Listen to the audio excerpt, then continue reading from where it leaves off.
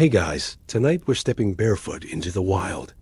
Imagine a world where the air smells like wet leaves and smoke, where your morning starts with dodging snakes instead of emails, and the only delivery service is your own two legs sprinting toward a berry bush. You're about to become a hunter-gatherer, not in a fun, organic grocery store way. Also, tell me where you re-listening from, and what time it is, especially if you re-up at 3 in the morning, questioning your life choices like I am. Your bed is some animal hide and a pile of dried leaves. Cozy, if you ignore the spiders. Breakfast isn't served. It's scattered across the forest floor, and it's your job to find it. No, you're foraging, because if you don't, you're toast. And not the crispy sourdough, kind just dead. You probably won't survive this. You might toss it on a hot rock to cook, or leave it in running water for days to leach out the poison. Early humans didn't just stumble upon it, they hunted it. That's your dessert. Probably your only one. No cookies, no cakes. Just nature's own syrup. You spot a beetle, crunch it between your teeth, and pretend it's popcorn. High protein, low fat, 0 carbs. Mainstream history often skips over this part, but entomophagy-eating insects was a staple in many prehistoric diets. It still is in over 80% of modern cultures. Don't knock it till you've tried roasted grasshoppers with a dash of dirt. For every nutritious berry, there's one that causes hallucinations, vomiting, or worse. You had to remember what your grandmother said, if you even made it to grandmother age.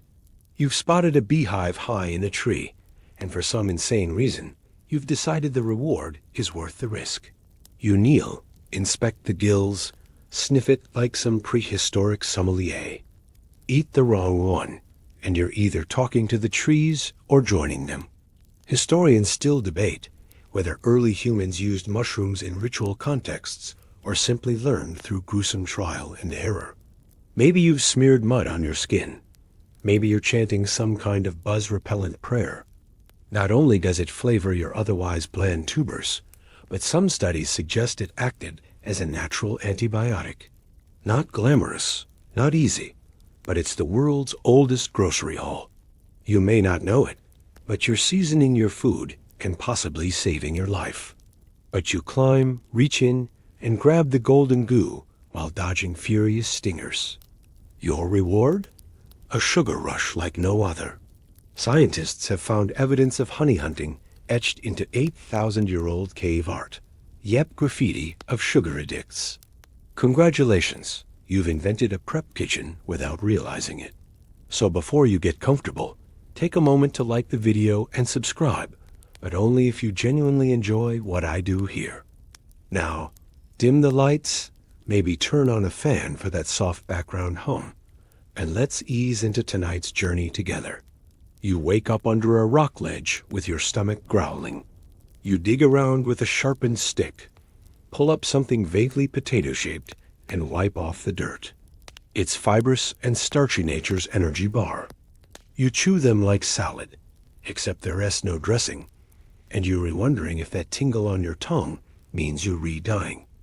You're burning calories just trying to find calories. And that, weirdly, kept early humans fit without A-B crunches. There's evidence in fossilized bones showing strong joints, lean muscle, and almost no signs of the metabolic diseases we battle today. Fun fact, Paleolithic humans probably consumed more fiber in a day than modern folks eat in a week.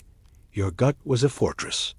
Modern science shows that our digestive enzymes adapted over time to process starch, especially in populations that relied heavily on these underground snacks. Basically, the more root munching your ancestors did, the better their gut bacteria got at partying. So you trudge out into the morning mist. Your first stop?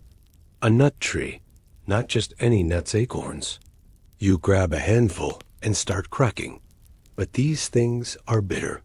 Like chew on an aspirin, bitter. Turns out, they're packed with tannins, so your ancestors likely soaked them in water for days or roasted them to make them edible. Not exactly fast food, but it's protein and calories. Then there's fruit wild berries, crabapples, maybe the occasional fig if you're lucky. You don't have a guidebook, so trial and error is a terrifying culinary process. One bite, and you're either nourished or hallucinating purple mammoths. Historians still argue whether early humans learned which plants were edible through observation, instinct, or watching the guy who keeled over after eating the wrong mushroom. Roots and tubers make up a huge chunk of your diet, but not all roots are friendly. Some are toxic without processing. Now here's the wild part, honey. You rinse your hands in a stream, tasting the sweetness still stuck to your fingertips. And bugs. Let's talk about bugs. There's also leafy greens, wild spinach, dandelions, maybe a handful of cattail shoots if you're near water. By noon, you've covered miles. Foraging is constant. It's not a hobby. It's a job. But don't romanticize it too much. You finally stumble across a patch of mushrooms. One last bite before you head back, wild garlic. It's sharp, intense, almost spicy. By sunset, you're dragging a hide sack filled with leaves, roots, grubs, and a few precious berries. And you did it all without a shopping cart. You're squatting by the fire pit now, but your stomach still growls. Foraging was nice, sure, but you're craving something meaty or something that fights back, something big. And that's where the mammoth comes in. A mix of ancient instinct and tactical planning kicks in. You look for the slow one. Maybe it's limping. Maybe it wandered a little too far from its group. You've got no binoculars or drones, just sharp eyes and patience. Historians still argue whether early humans hunted in packs like wolves or relied more on ambush tactics near cliffs and water sources. That means you sometimes scavenged, not hunted. Maybe the lion did the hard work, and you swooped in with your friends to finish the job and carry off the leftovers. A prehistoric version of takeout. Either way, this hunt isn't quick. In between, you may do with smaller prey rabbits, birds, maybe a lizard or two. Snares made from twisted vines, sharpened sticks buried in leaves, or even pit traps helped you catch food without wearing yourself out. There's no chefs, but everyone knows their role. Someone stirs marrow from the bones. Another roasts strips of meat on flat stones. Kids chew on tendon like it's gum. The elders? They point out the stars and tell stories, their mouths greasy from fat. You don't just eat a mammoth. You organize an entire event around it. It's how you forge alliances, show off strength, maybe even attract a mate. Who needs dating apps when you've just brought down 5 tons of mammoth? You'll remember this night, the warmth, the laughter, the smoky taste of mammoth steak sliding down your throat. Think of it like a community barbecue, except your guests are armed with sharpened sticks, and half of them might not come back. First, you and your group scout the herd from a distance. You smear mud across your skin to mask your scent, crouch in the tall grass, and whisper barely audible grunts. Or maybe that one guy just had a thing for stacking bones like Jenga. Historians still can. Agree whether these arrangements had religious meaning or were just an early form of look what I did. A few people start humming something rhythmic, almost hypnotic. It's not quite music, not yet, but it's communal, bonding. You watch the sparks drift into the stars and realize something deep. Food, I sense just survival. Spears pierce, bones snap, and the air smells like metal and sweat. There's no leftovers policy. You either gorge now or risk scavengers getting the best bits. And yes, you eat the weird parts. Tongue, liver, heart. Even the eyes, if you're feeling bold. Nutrient dense, they say. Omega-3 South before Omega-3 South were cool. You don't have time to celebrate. You've got to work fast. It's like nature's multivitamin. Scavengers are always watching hyenas, saber-toothed cats, even other hungry humans hoping to steal your prize. Everyone moves in silent sync. This is theater, and your stage is a windswept step. The mammoth bellows as the chase begins, and your adrenaline spikes not from excitement, but from knowing one misstep could mean you're the one on the menu. The kill, if it happens, is messy. One kill could feed a group for weeks, if you could store it, that is. Which you can't. Not really. No fridges, no plastic wrap. So you smoke it, dry it, rub it with ash or salt, if you're lucky enough to find any. Once it's down, the real work begins. You strip the hide first. It takes hours. The tools are stone flakes and chipped hand axes, worn from use. The meat is thick, marbled with yellow fat. You don't know about cholesterol yet, but your body tells you this is the good stuff. Modern science confirms mammoth meat was loaded with calories, just what your overworked body needed. And here's something strange: some bones show cut marks layered over predator tooth marks. Now, let's be honest. You didn't eat like this every day. Big kills were rare, often seasonal. But back to the feast. After a successful hunt, your group gathers around the fire. You probably even share with outsiders. This isn't just a meal. It's currency. Quirky fact: some cave sites show animal bones arranged in specific patterns. Maybe it was art. Maybe it was ritual. You eat until your belly aches. And let's not skip the marrow. You crack open femurs the size of small trees and suck the rich, buttery center. This might be the only time in weeks you'll feel full, so you savor it. You lean back, grease still on your fingers, as the fire crackles. It's connection. And tomorrow, when the meat is gone and the hunger comes creeping back, and maybe, just maybe, you'll find another. The next morning, you wake up still full from the mammoth feast, which is a rare kind of miracle. But the wind has shifted. It smells like rain and smoke, and something in your bones tells you that today isn't a hunting day. It's a day for fire, because fire changes everything. You squat by the ashes from last night's blaze and blow gently on a few glowing embers. There's no lighter, no matches, just dry grass, flint stones, and the stubborn will to make heat happen. You strike the flint again and again until sparks dance tiny stars in the palm of your hand. You lay strips of meat across it, and the scent is instant. It smells divine. It sizzles, pops, and sears, and your brain lights up like it just got a hug. Some researchers believe early humans developed emotional associations with cooking smells like safety, community, even nostalgia. You're living proof of that, centuries before scented candles. Maybe not in a bowl, but in a hollowed-out turtle shell or gourd, balanced carefully over embers.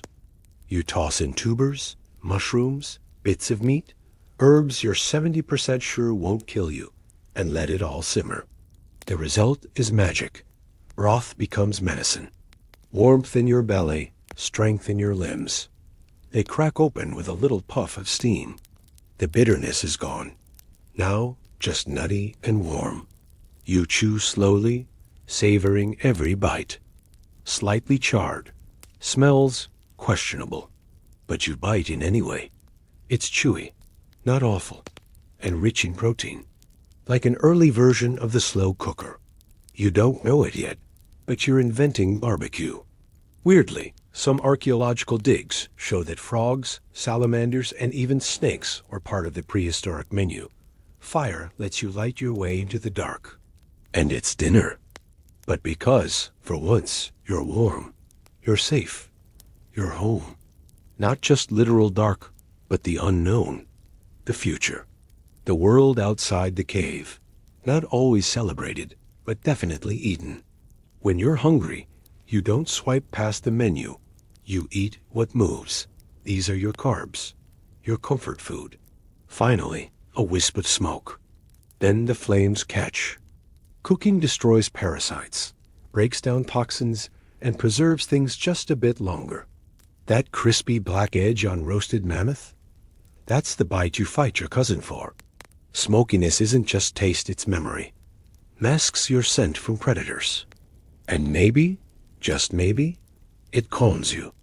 Some scientists think the repetitive action of tending fires helped early humans relax, focus, even enter meditative states. You're not chanting mantras, but you are hypnotized by the flame, the way it dances, the crackling sound, the smell of bark and fat mingling in the air. You could eat raw meat forever and never remember it. But one bite of something charred just right, and it sticks with you. Historians still argue whether early humans understood this consciously or just noticed fewer people died when food was cooked. You don't cheer. You don't high-five. You just exhale. Fire means food can be cooked, and cooking means life just got tastier and safer. Boiled roots don't fight your teeth anymore. It's where you eat, sleep near, and probably even court your next mate. It's not just for heat, it's for culture. You slice roots thin and roast them until they're crispy like primitive chips. You drop beetles into hot ash until their legs curl and their shells crackle. Crunchy, nutty, slightly horrifying. Early evidence from places like Wonderwork Cave in South Africa shows that humans have been controlling fire for over 1 million years. Think about that. 1 million years of people gathered around flames, sharing food and stories. Mushrooms that might have killed you raw now mellow into chewy umami snacks, and meat, it becomes tender, smoky, comforting. Modern scientists even argue that cooking helped us evolve shorter guts, bigger brains, longer lives. Less time chewing, more time thinking. You didn't know that, but you felt it. You knew fire made you stronger. You glance over at a flat stone placed near the edge of the flames. It's your stove. Now let's be clear. Your fire pit is the heart of your world. Tonight's meal? A medley. And then there's soup. Yes, you have soup. Even burned food has its perks. Charred scraps aren't glamorous, but they're safer. And sometimes fire is flavor. You shuffle some coals aside and place a handful of soaked acorns on a flat rock to toast. Someone hands you a skewer made from a twig. On it, a frog. Quirky fact? Some ancient fire pits show layered cooking bones stacked under stones, covered with clay, then fire on top. The smoke wraps around your camp like a blanket. It keeps bugs away. And there's more. It's the first real technology. You lick your fingers clean of grease and ash and smile. Not because you're full. And all it took was a few sparks. The wind shifts again. This time it carries the scent of salt, rot, and something alive that's not quite animal. You're near the coast, or maybe a marshland, and your feet squish through damp reeds and black mud. Because you've learned that some of the richest meals come from the swampiest places. No pearls, just the slimy treasure inside. You pop one into your mouth, raw. It's briny, slippery, kind of like licking a cold fish, but also oddly satisfying. It hits your bloodstream fast salts, minerals, energy. Not bad for something that doesn't run away. Every step is a gamble. You could find food, or sink knee-deep into something that smells like the end of the world. But you press on.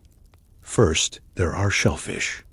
You pry limpets from rocks, dig for clams with your bare hands, and scoop up oysters clinging to jagged stone. And shellfish aren't just prehistoric sushi. Archaeological sites show heaps of discarded shells, piled high like ancient garbage dumps. You spear one mid-leap, and for a second, even you're impressed with yourself. Skin it, roast it, chew it. Tastes like, well, everyone says chicken. But let's be honest, it tastes like pond. This wasn't just survival, it was preference. Some people like the squishy stuff. These middens tell stories, where people lived, how long they stayed, and what they were willing to slurp for dinner. Inside, tiny fish flicker like shadows. You cup your hands and strike fast splash, squirm, success. The bones suggest stronger joints, better teeth, and fewer deficiencies. Maybe it's the minerals. Maybe it's the variety. Or maybe it's because no one in a marsh has the energy to fight all day. You'll dry these little fish on a flat rock, maybe grind them into a paste with wild herbs, and call it sauce. Fancy, right? Somewhere between ceviche and desperation. It pinches your finger, and you yelp loud enough for someone to laugh at you. But the reward? Is it a story? A memory? A warning? You're not sure. But everyone nods like they understand. It's inky, writhing, and furious. But she wrangles it with skill, bashes it with a stone, and lays it across a hot flat slate near the fire. But it clears your throat, which has been dry from smoke and ash and sea spray. You exhale deeply and lean back on a smooth rock warmed by the fire. When it curls and crisps, you all take turns tearing bits off the tentacles. It's tender, meaty, unexpectedly rich. There's no denying its seafood is power food. A cracked shell over fire, the sweet meat inside steamed to perfection. You don't have butter, but you do have ash and garlic leaves. Close enough. Some historians argue that seafood diets may have fueled brain development thanks to all those omega-3 south. There's less talking tonight, maybe because everyone's chewing, or maybe because the sea quiets something in you. The rhythmic crash of waves, the rustling reeds, the occasional pop from the fire as a snail explodes. Others say it's coincidence. Either way, you're smarter than the guy chewing grass behind you. These are big, gritty marsh monsters with shells the size of your fist. You roast them in a little pit, watch the shells crack, and suck out the meat. It's rubbery and smoky and deeply weird. But you feel stronger afterward. Then you find seaweed. Slimy ribbons of green and brown flapping in the tide. You wrinkle your nose, but take a bite. It's chewy, salty, strange, but surprisingly rich in iodine and fiber. You don't know any of that. Of course, you just know it fills your belly. Some coastal tribes still treat seaweed as sacred food. Maybe you do too, in your own quiet, knowing way. Now, on to the mud. Yes, the mud, because beneath the sludge live snails. Not the cute garden kind. There's even the occasional crab. You flip over rocks, spot one skittering sideways, and pounce. Oh, and frogs. This marsh is crawling with them. Still, it's food. Quirky tidbit? Some anthropologists believe that early humans developed unique coastal cuisines, especially in island regions where seafood was more abundant than land game. You reach a tide pool as the sun drops low. One of your companions finds an octopus. Historians still argue whether early humans near water had better health and longer lifespans. You sip water from cupped palms. It tastes faintly of moss. Better than salt, worse than stream. You glance at the others. It's not just dinner. It's rhythm. It's ritual. One of the elders draws in the wet sand with the charred stick shapes, swirls, a crude fish with many legs. You smile, because now you do too. You wake to the sharp fermented sting of something not quite rotten. It's morning again, and someone's already digging into a chunk of meat that smells questionable. Not bad, exactly. Just aged, funky, a little wrong in a way that's somehow right. But you've figured out that burying food in certain places cool dirt, clay pits, even tree hollows, somehow keeps it from spoiling too fast. It changes. It ripens. It becomes food again. Sort of. You've entered the strange world of prehistoric fermentation, whether you meant to or not.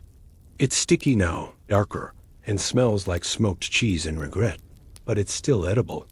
Maybe even better than before. Historians still argue whether early humans discovered fermentation on purpose or by glorious accident. Did someone forget a meat bundle underground? Or did a hungry forager eat the funk and simply survive? That means your people may have been experimenting with curdled liquids long before settling down to grow wheat. You chew cautiously.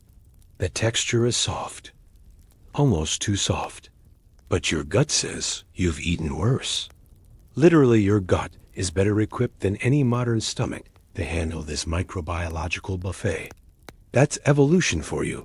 You toss them into a boiling skin bag over hot stones. Hours later, you sip the thick, collagen-rich result. It coats your mouth, warms your chest, and restores your strength. Bone broth isn't a TikTok trend, it's your medicine cabinet. But it's preserved, safe, delicious, in a way you can't quite explain. It fizzes on your tongue. Your group winces as you pass it around, but everyone tries a bite.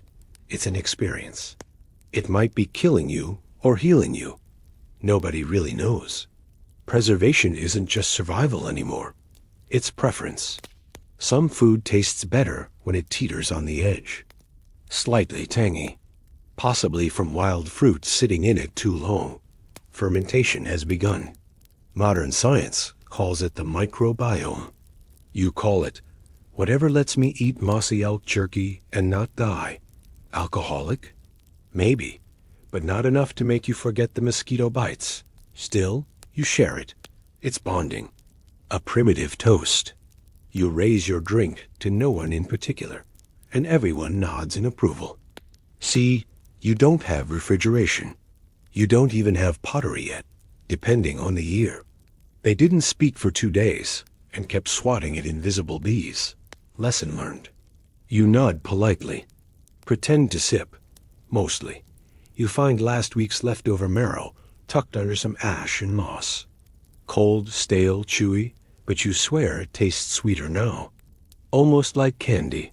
Historians still debate whether the sugars and starchy plants caramelized over time, creating primitive, dessert-like flavors. You collected the liquid in a stretched stomach sac tied to a tree. Overnight, it curdled. It's thick, slightly sour, and smells like wet fur. You drink it anyway. Because, surprise, your body can handle it. Many early humans couldn't digest lactose, but certain populations developed tolerance through evolution. If you're one of them, congratulations, you just invented yogurt. If not, well, good luck today. Either way, you're now a connoisseur of the aged and questionable. You take a sip from a gourd filled with something cloudy. It's water, but different. Now it's time for dairy, yes, dairy. A goat-like animal was milked yesterday. Quirky fact? In some ancient digs, archaeologists found evidence of fermented milk before actual agriculture. And oh, the rot, not all of it's bad. You pull a dried fish out of a leather pouch. It's stiff, salty, and smells like a tidal wave crashed into a meat locker. You also keep bones, not for decoration, but for broth. You even ferment plants, sort of. That wild cabbage you buried last week has gone soft and fizzy. But here's what you do know. Your gut has never been stronger. Still, there are limits. Once, someone tried eating a blue pudding made of old meat and dried berries left too long in a damp hide. Now you're chewing something crunchy. It's a root that got half-baked in the fire last night, and then forgotten. Either way, you smile as you chew, because food is more than fuel now. It's flavor. It's experimentation. It's something like joy. Tonight, someone will try to smoke mushrooms in moss. Someone else is steeping bark in hot water, insisting it's a new kind of soup. And when the sun sets and the fire crackles again, you'll gather with the rest of them, trading stories, laughing with your mouth full of something that smells like a shoe but tastes like victory. Because in this world, you're not just surviving anymore. You're inventing dinner. By now, your tongue has tasted nearly everything the prehistoric world has to offer grubs. Roasted frogs, sour milk, meat aged by time, and maybe a little mold. You've chewed, sipped, slurped, and swallowed your way through dirt, bark, and bones. But food isn't just food anymore. It's something else. Something bigger. It's ritual. It sparks, hisses, and fills the air with a spicy smoke. You all lean in, noses flaring. No one says it out loud, but this part, the scent, the silence, the waiting, it feels like something sacred. Tonight, you're not eating alone. No one is.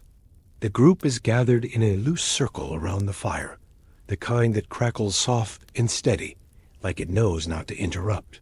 A thin strip of dried meat is passed hand to hand, not because there's plenty, but because sharing is power.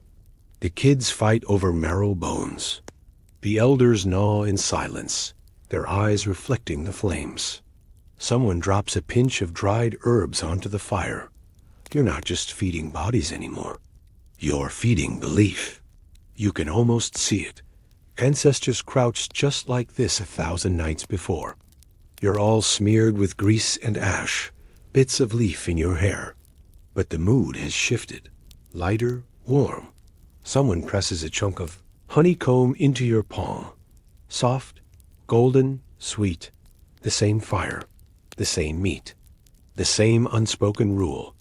Don't take the last bite unless you're willing to fight for it. The group goes still. A beat of silence. Then laughter erupts. Someone throws a rib bone. Someone else growls like a bear. The boy grins, cheeks stuffed, proud and unrepentant. One of the women begins to hum. It's low, rhythmic, almost a drone. Another joins in. You stretch out on your side, head resting on a bundle of hide. Your belly is full, your body tired, your breath slow. The kids fall quiet. Even the dogs stop pacing. This isn't dinner music. This is something older. But tonight, it's clear, something sacred is happening here. Whether it's spiritual or just social, food has become a language. One bite says thank you. Another says I'm sorry. A shared scrap says we survived together or not at all. You've foraged, cooked, feasted, and laughed. You've shared your food, your fire, your stories. And now you share this silence. It's sticky, it's chaotic, it's joyous. You toss a fistful of acorn shells in return. For a moment, no one's thinking about predators or whether that meat was a little too green. The knowledge that long before smartphones and screens, someone sat just like you are now, eyes closed, belly full, soot on their skin, falling asleep to the rhythm of the fire. The same ones that once lit the nights of those who came before you, who crouched in the dark, full and thankful. In, out, slow and soft. Just like the wind through ancient trees. Just like the hush after laughter around the first fire. Just the soft crackle of embers. You're laughing, playing. Alive? A chant? A memory? Or maybe just a lullaby to the gods of hunger and luck. You close your eyes, and then someone does. A boy not more than 12 snatches the last bit of smoked lizard from a bark plate. The first food fight has just begun. You duck as a half-chewed root flies past your head. Later, the circle reforms. This is dessert, but also something else. A gesture, a peace offering. You take a bite. It melts on your tongue.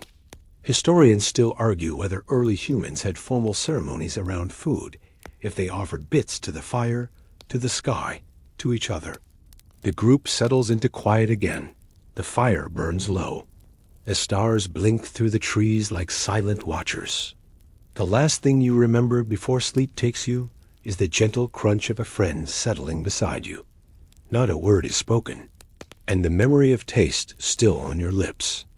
Now, as you lie still in your bed, far from mammoth hunts and marshland snacks, let the fire's glow fade gently behind your eyes. You're no longer clutching a roasted frog leg or sipping bark tea. You're just breathing. Your heartbeat steadies. Your muscles loosen. The sharp edges of thought begin to blur. Tonight, you've traveled far. Through mud and moss. Through smoke and bone. The kind that settles like warm ash after the last log burns down. Imagine the stars overhead, blinking like embers, ancient and unchanged. You're part of that story now. Not a visitor, not a tourist, a witness. And as your breathing slows even further, maybe you carry something with you, a quiet gratitude, a small spark. So let that warmth stay with you. Let the darkness cradle you, and let yourself drift. Because you've eaten like a caveman.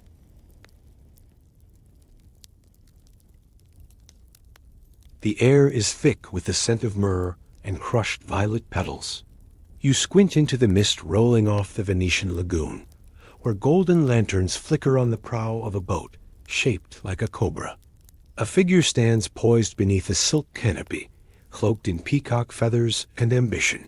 Cleopatra has arrived in Renaissance Italy, and you, dear listener, are her terribly underdressed escort. It's about to get awkward for a lot of cardinals. So before you get comfortable, take a moment to like the video and subscribe, but only if you genuinely enjoy what I do here. Let me know in the comments what time it is where you are, and whether you're horizontal, vertical, or just vaguely melting into your couch like I am. Now, dim the lights. Maybe turn on a fan for that soft background hum, and let's ease into tonight's journey together. Which mostly means watching her taste test imported figs while lecturing the Doge of Venice about irrigation techniques along the Nile. You get used to the constant background scent of cinnamon bark and the soft rustle of papyrus gowns. One evening at the Teatro San Moisic, the audience breaks into murmurs, not because of the performance, but because Cleopatra has appeared, sent first in a tiered box seat. No one notices the soprano collapse mid-aria.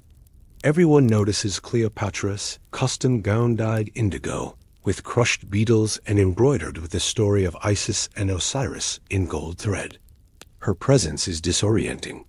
Renaissance Venice thrives on pomp and theater, but this is something else, something older. She doesn't walk into history. And by wearing, they mean literally everything. Hairpins shaped like lotus buds, pearls tinted slightly green, a bronze mirror with a serpent handle. She rewrites it with every glide. Attendees come blindfolded. Each guest is handed a velvet pouch. You're supposed to describe what you smell. Sunlight on wet rock, the breath of a panther after feasting, myrrh mixed with baby spit. Cleopatra giggles like a child every time. You step carefully down a wet marble dock as Cleopatra's sandals, carved from lapis and lined with line 4, make the softest tap-tap sounds. About the pet ibis she lets wander palace gardens. About how she doesn't remove her elaborate eye makeup, even in the bath. Instead of chairs, there are silk hammocks. Instead of courses, there are edible flowers, figs soaked in wine, and roasted doves filled with pistachio paste. She reads poetry, in Greek, about the sound of papyrus stalks breaking in the wind.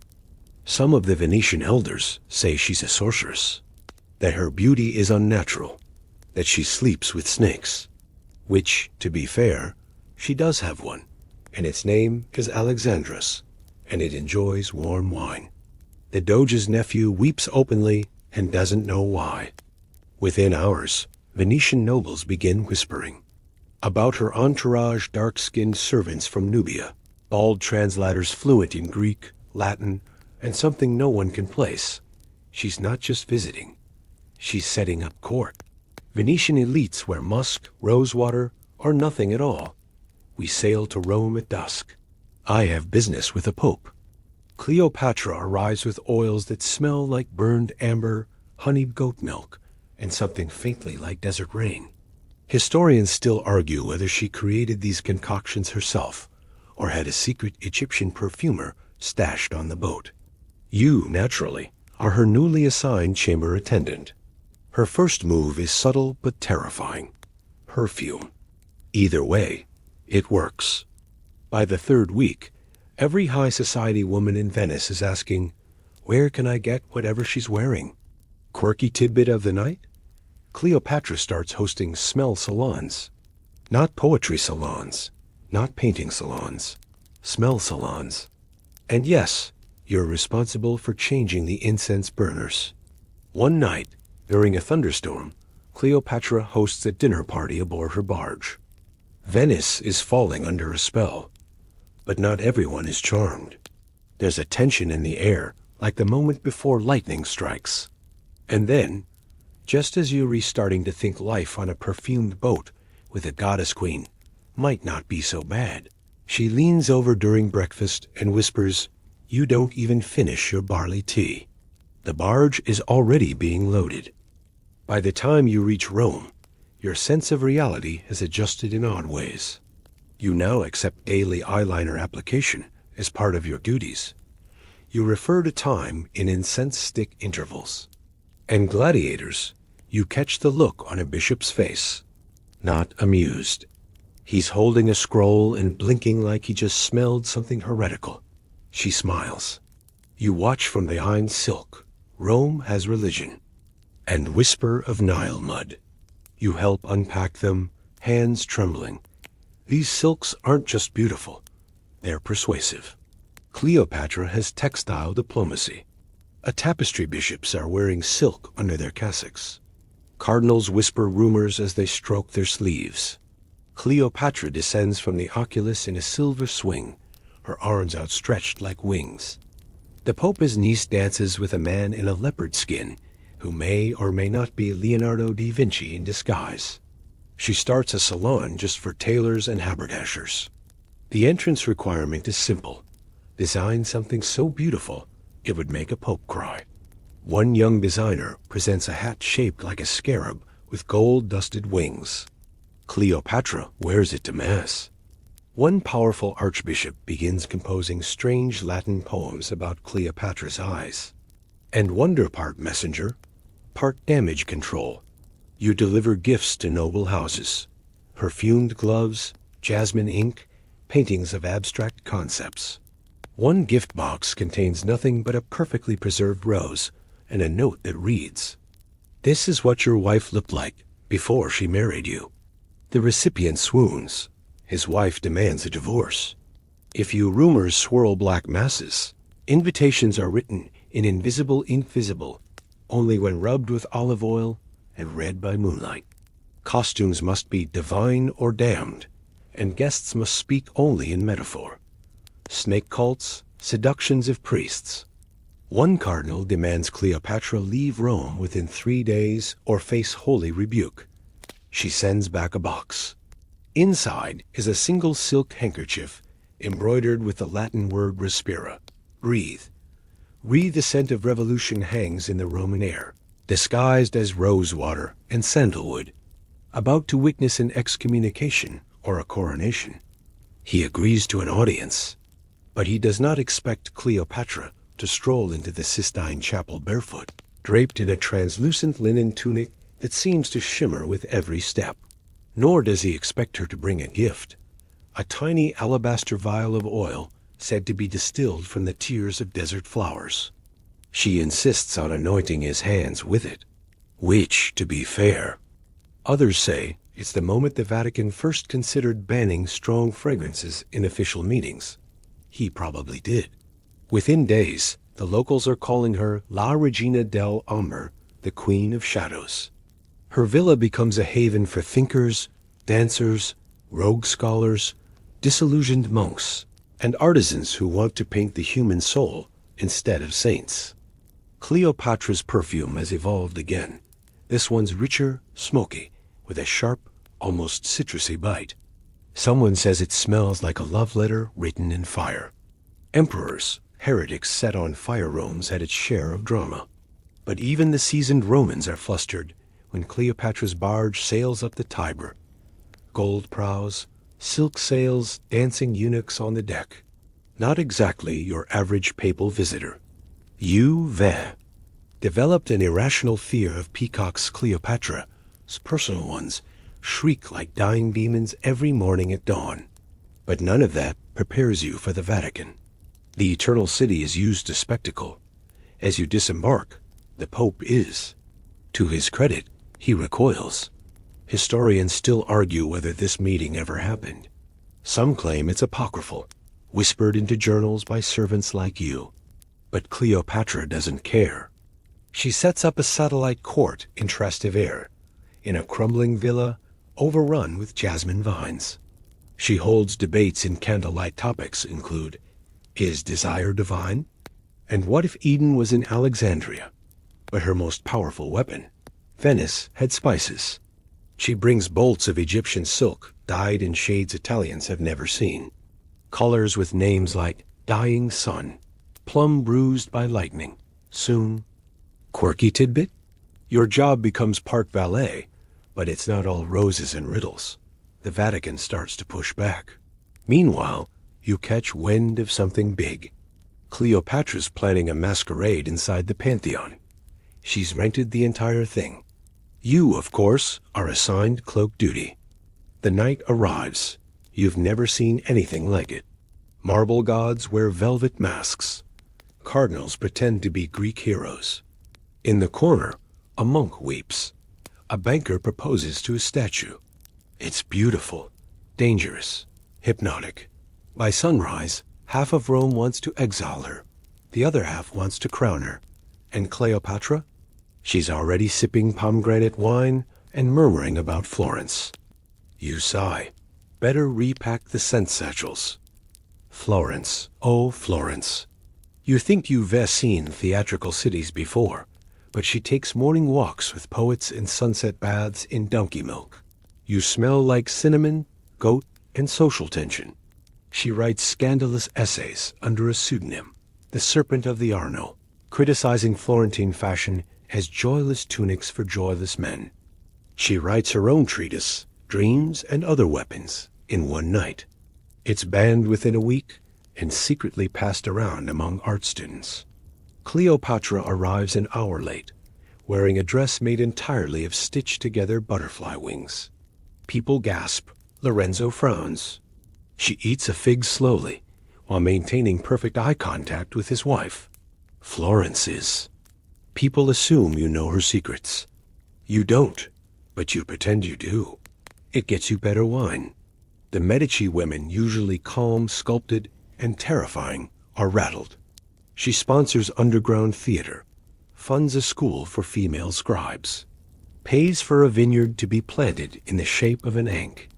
He looks up from a diagram of a flying fish and says quietly, "She's too bright for this city. We are men of shadows." Her name starts appearing in love poems, some in Latin, some in blood. During this time, Florence was in a delicate political balance between republicanism and Medici power. Cleopatra's presence tips that balance like a perfume hammer. They begin holding their own salons, commissioning new painters, importing Persian fragrances. One of them tries to copy Cleopatra as eyeliner technique and ends up with raccoon circles for a week. You do not laugh.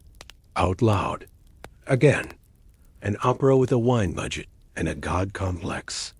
The streets are painted in sunlight, the shadows smell like old libraries, and everyone has opinions about frescoes and government. And into this Renaissance soap opera walks Cleopatra, wearing a cloak of black swan feathers and carrying a lapdog dyed blue with indigo powder. You trail behind her, desperately trying to keep her new map collection from unrolling into the Arno River. The Florentines pride themselves on elegance, subtlety, thought. Just a pigeon, some say. He was Cleopatra tries to sponsor an art competition where contestants must depict the taste of love using only shades of blue. Leonardo refuses to participate. Michelangelo, however, submits a sculpture made of soap. It melts halfway through judging. Cleopatra declares him a genius. Inspired by her blend of mysticism and science, he began drafting more anatomically surreal inventions after they met. Others believe he found her chaotic, manipulative, and worryingly good at chess. Cleopatra leans over his shoulder and says she invites him to dinner. You attend as candle snuffer. The guest list includes a blind poet, 2 escaped monks, and a woman rumored to be the illegitimate child of a comet. The conversation ranges from the medicinal uses of cobra venom to the geometry of perfume. Its wings are wrong. The pigeon coos. Leonardo glares.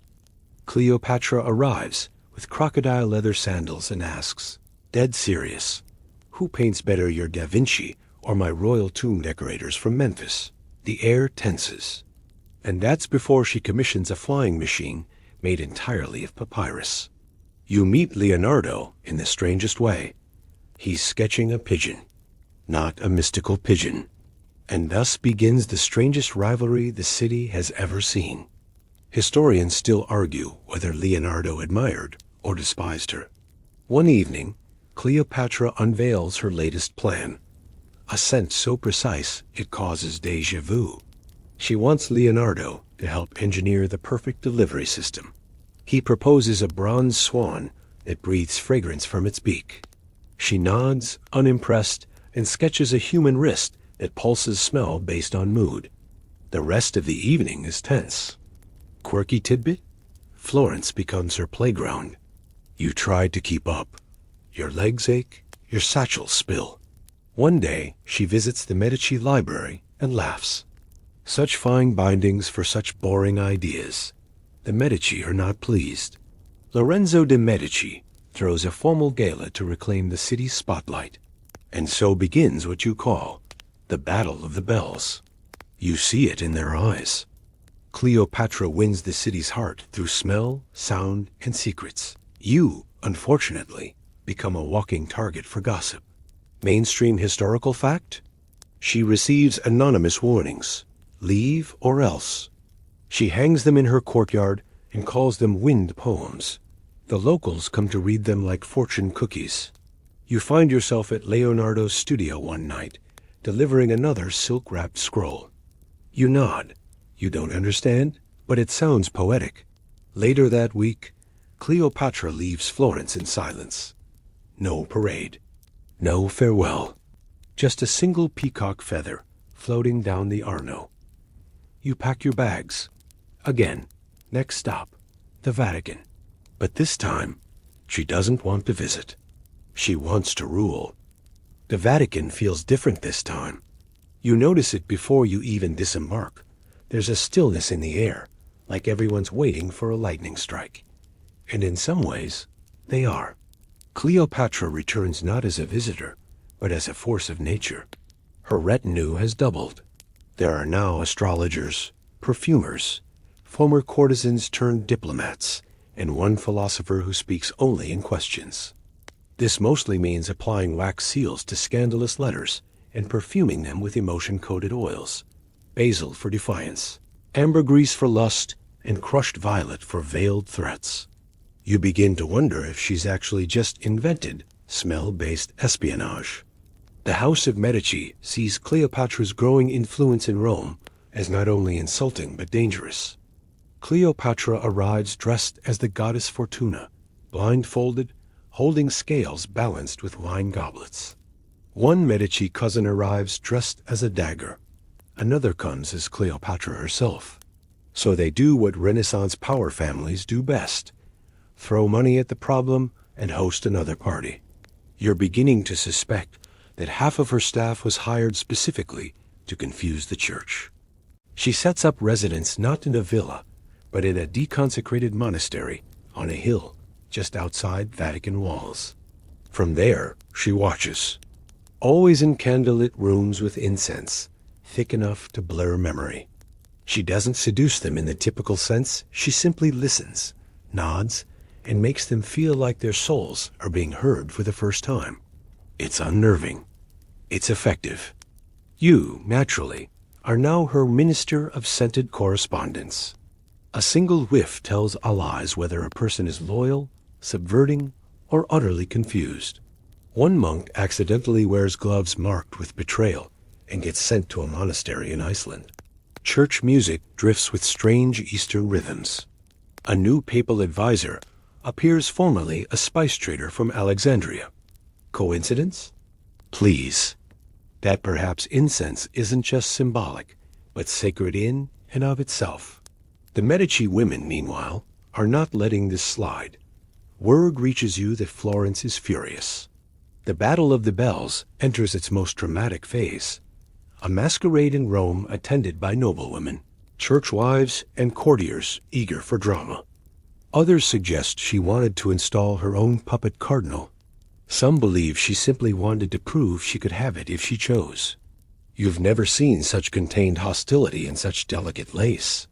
Popes were often chosen not for their holiness, but for their family's strategic marriages.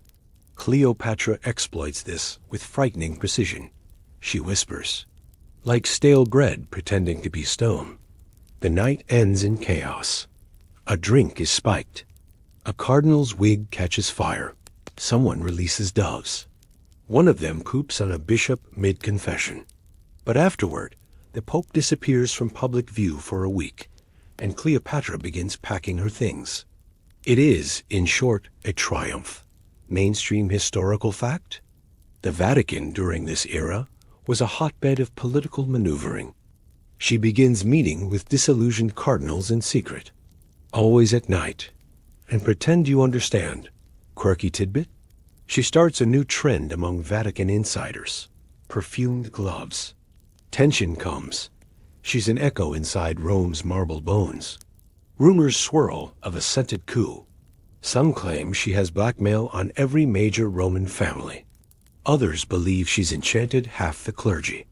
You find a parchment left under your pillow one night. It reads, "The queen doesn't need a crown. The world already bends." To a head at a council meeting one she wasn't invited to, but attends anyway.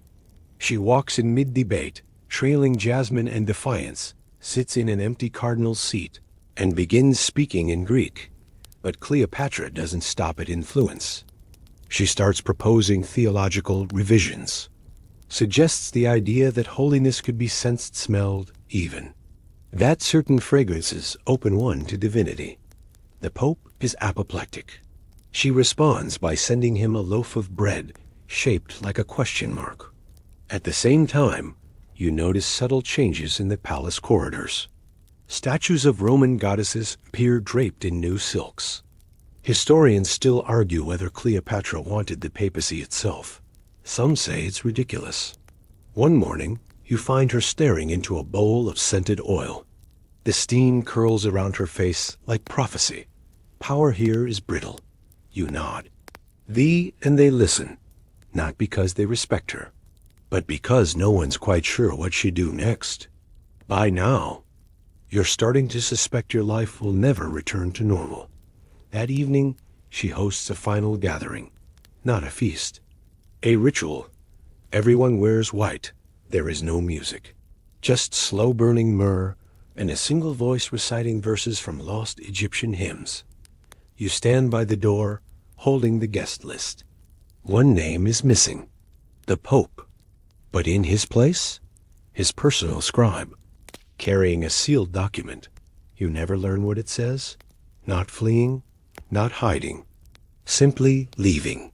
When asked why, she replies only, "The fruit has been peeled. The juice will stain. The Medici never forgive her. The church never quite recovers. And you? You're assigned to carry her perfume box. Again, but something's changed. She's not just a visitor anymore. You feel it in your bones. Before you even wake up, something's shifting. Cleopatra moves through the Vatican like smoke now. She doesn't knock, doesn't pause. Find yourself standing in a hallway, holding a scroll labeled "For Future Pope," which is, frankly, above your pay grade. Not official, as most revolutions do. A bishop saw her whispering into a chalice. A nun claims her rosary now smells of sandalwood and regret. A guard swears she walked past a locked door and it opened on its own. None of it provable. All of it intoxicating. Not titled. But inevitable. Doesn't ask. She introduces scented inks. Each letter she writes carries a coded message based on its smell. Some letters are faintly sweet, like burnt figs. Others are sharp like the air before a storm. One bishop chuckles and hands you a small vial. For her, he says, the future. One note to a cardinal smells like fresh blood and rosemary. He resigns the next day and becomes a sculptor. Street artists begin painting her image on alley walls, not as a queen, but as an angel. Wings made of papyrus, eyes like burning moons. She glides, not servants, just to peek, but someone terrified of her. Someone who will do everything in their power to keep her pacified, distant, or out of Rome entirely. A compromise dressed in velvet. You leave in tears, and smelling like crushed bay leaves and lilac. Some say she simply offered alternatives, ways out, ways to breathe again. Some say her eyes were the bribe. Instead, she spends that week visiting orphanages and underground apothecaries. You follow behind her, recording strange purchases. Resin blocks, painted scrolls, vials of night jasmine. She's seated cross-legged on a cushion, a papyrus scroll in her lap. She arranges the transport of rare herbs for cathedral incense, funds restoration of cracked altarpieces, recommends philosophers as confessors. All of it benign, all of it strategic. Not prayer, of scent, trails of where she's been. And where, perhaps, she never was. Others swear they saw her walking into the hills barefoot, surrounded by wild dogs. Some say she walked into the papal archives and vanished. The appointment of the next pope begins. Discussions, questions. White smoke, just gone. Black smoke, it's all routine. But Cleopatra has made sure each of the top candidates owes her something. A book, a favor, a whispered truth shared under violet light. What if holiness is feminine? What if incense carries memory? What if truth is a scent we've forgotten how to recognize? Cardinals part for her as if pushed by wind. Even the pigeons on St. Peter's Dome seem to watch her more carefully. And you, now slightly addicted to fig wine and dangerously fluent in ecclesiastical Latin, Cleopatra has made herself essential. It begins with rumors. She starts hosting private philosophical devotions for the younger cardinals. You attend one, quirky tidbit? Historians still argue whether she ever directly bribed anyone. Her influence becomes logistical. Then, and the real games start. The College of Cardinals meets in private. You find yourself delivering notes between monasteries. You ask no questions. You're far past that. The city tenses. And then quietly, a choice is made. Not a pope who loves her. Not a puppet. The bells ring. And Cleopatra, wrapped in shadow blue silk, smiles faintly. Let them have their crown, she says. I prefer perfumes. They linger longer. She refuses all invitations to official Vatican celebrations. She's preparing for something. Then one evening, she calls you to her quarters. The room is dimly lit. A breeze carries the smell of fire and figs. I'm done here, she says, almost lazily. This city tastes of marble dust and doubt. I'm craving something warmer. You ask where she's going. She doesn't answer. But she hands you a new robe, scented, embroidered with a map, not of land.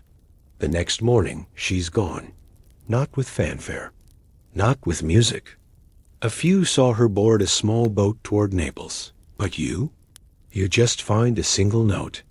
It smells like wind, dust, and the end of a story. It reads, the gods prefer whispers to trumpets. And beneath it, don't let them forget the scent of thunder. You never see her again. Not really. Not in person, not in flesh, not with that perfume that once made an entire Venetian opera house pause mid-aria. But her shadow? Her influence? It lingers. You smell it in the folds of clergy robes. You hear it in the cadence of new prayers. You feel it in the way Rome exhales, just a little differently now. You're still the keeper of her scent archives, which have now become the subject of papal curiosity. Cardinals visit under the guise of intellectual curiosity, but their eyes wander toward her preserved sandalwood scrolls, her sketches of fragrance machines, her signature a stylized eye sealed in gold wax. Word spreads quickly through the Italian peninsula. Cleopatra has vanished. Naples claims she stayed for a week in an old bathhouse, whispering secrets to sculptors. A merchant in Genoa insists she bought a vial of whale oil and disappeared into the sea. A scent that escapes before you open it. Warm earth, blood orange, something bitter, something electric. The label reads, Regina Nocturna. In Palermo, there are rumors of a woman with golden eyes founding a perfume guild dedicated to distilling dreams. You stay behind in Rome, not by choice, exactly. More like inertia.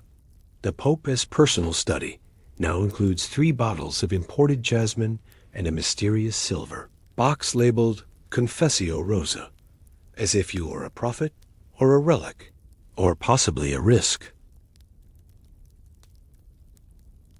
The placard reads, "Unknown designer." Then one day, a package arrives. No return address. Wrapped in black silk. Inside is a single bottle, clear glass, heavy stopper. But in back rooms, in hidden gardens, in whispered salons, you hear her name. She did it. She created a perfume that captures her. A priestess of scent who walked into the heart of power and made it blink first. Not just the way she smelled, but the way she felt. One bishop insists it healed his gout. A painter begins a series titled The Scented Gospel. Was the perfume a farewell gift? A final prank? A political statement in aromatic form? Or simply an indulgence, her way of saying, I was here. Smell me forever. Alive, unknowable, unstoppable. You dab some on your wrist, and immediately you're back in Venice, watching her step off the barge. The candlelight flickers a little softer. The world tilts gently back into quiet. You see peacocks screeching at dawn. You hear cardinals arguing beneath golden ceilings. You taste figs soaked in secrets. Quirky tidbit? Within a month, Regina Nocturna becomes the most sought-after scent in all of Italy. Bottles go for absurd prices. Poets claim it inspires visions. You'll find yourself on that golden barge again. Historians still argue whether Cleopatra meant for this to be her legacy. You're wherever you are on your couch, in your bed, maybe drifting somewhere in between. But Cleopatra's footprints are still warm in your mind. Her perfume still lingers, like a fading thought at the edge of a dream. What's undeniable is this: the Papal States begin to change. Let the echoes of gold-threaded gowns and papal whispers melt into the silence around you. Let the scent of jasmine and mystery fade into the corners of your imagination, not quickly, not radically, but noticeably. A woman is appointed as an official archivist. A symposium is held debating olfactory theology. You wander the Vatican halls, still wearing your embroidered map robe, still occasionally catching hints of myrrh and mystery. People treat you differently now. The Medici women never publicly acknowledge her again. But once, during a Florence exhibit of Renaissance fashion, you spot a single mannequin wearing a dress made entirely of butterfly wings. You smirk and move on. Years pass. Cities rise, art evolves, perfumes shift from sacred to secular. Sometimes as a myth, sometimes as a cautionary tale, sometimes as a goddess. You know better. She was a woman who ruled without ruling, a queen in exile, a strategist in silk, and you were lucky enough to walk behind her, just close enough to remember. Wind down and now, as we slip out of moonlit corridors and leave the soft perfume of history behind, you can feel your breathing slowing. You're no longer in Venice, or Rome, or Florence. Take a moment to exhale deeply. Remember, not every queen needs a crown. Some only need a scent, a smile, and the confidence to walk barefoot through power's front door. Let that thought carry you into sleep. Let it rustle the curtains of your mind like wind through papyrus leaves. Let it remind you that history isn't just battles and dates. It has silt and song and the perfume of possibility. And maybe, just maybe, if you dream deep enough tonight, gliding through mist, waiting for her to speak.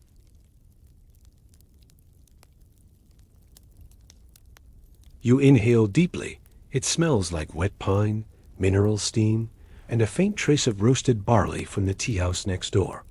The lanterns flicker low, and the water is already whispering to you. The wooden walls around you sweat just a little from the trapped heat, and your fingers trail along the lacquered panels as you move, one cautious step at a time. You're not just here to bathe, you're entering a ritual space. Half spa, half social hub, with enough etiquette rules to make a modern-day dinner party look like a food fight. That's not just a faux pas, that's a full-blown scandal. Trust me, these folks have kicked out people for less. You probably won't survive this, at least not if you barge in and cannonball straight into the tub without washing first. Or if you just feel emotionally obligated because I said get comfortable, and now you've already tucked in. Edo society loves order. Even your towel has a role to play and a place to rest. Time here feels like warm fog, slow and forgiving. The scent of cedar is stronger here, mingled with the earthy trace of heated stones. A middle-aged man next to you works the knots out of his shoulders, with the ease of someone who has done this since he could walk. You imagine he probably has. You feel it before you see it, the heat wrapping your body like a thick blanket. The floor is warm to the touch.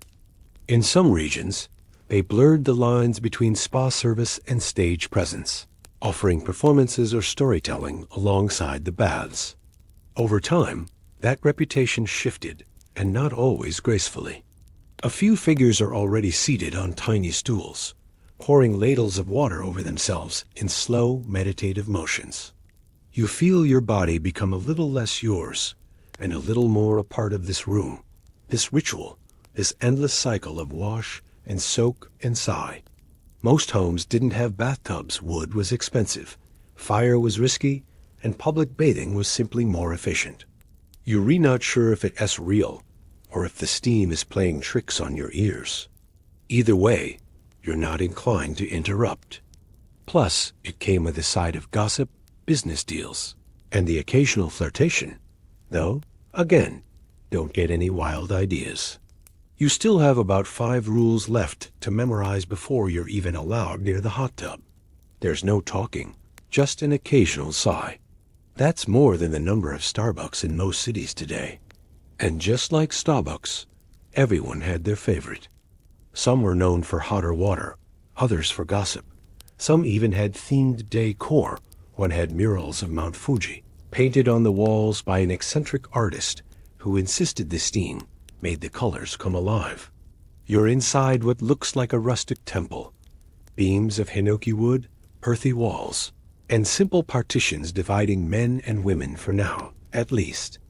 It shocks your system awake and calms it just as quickly. You do this over and over.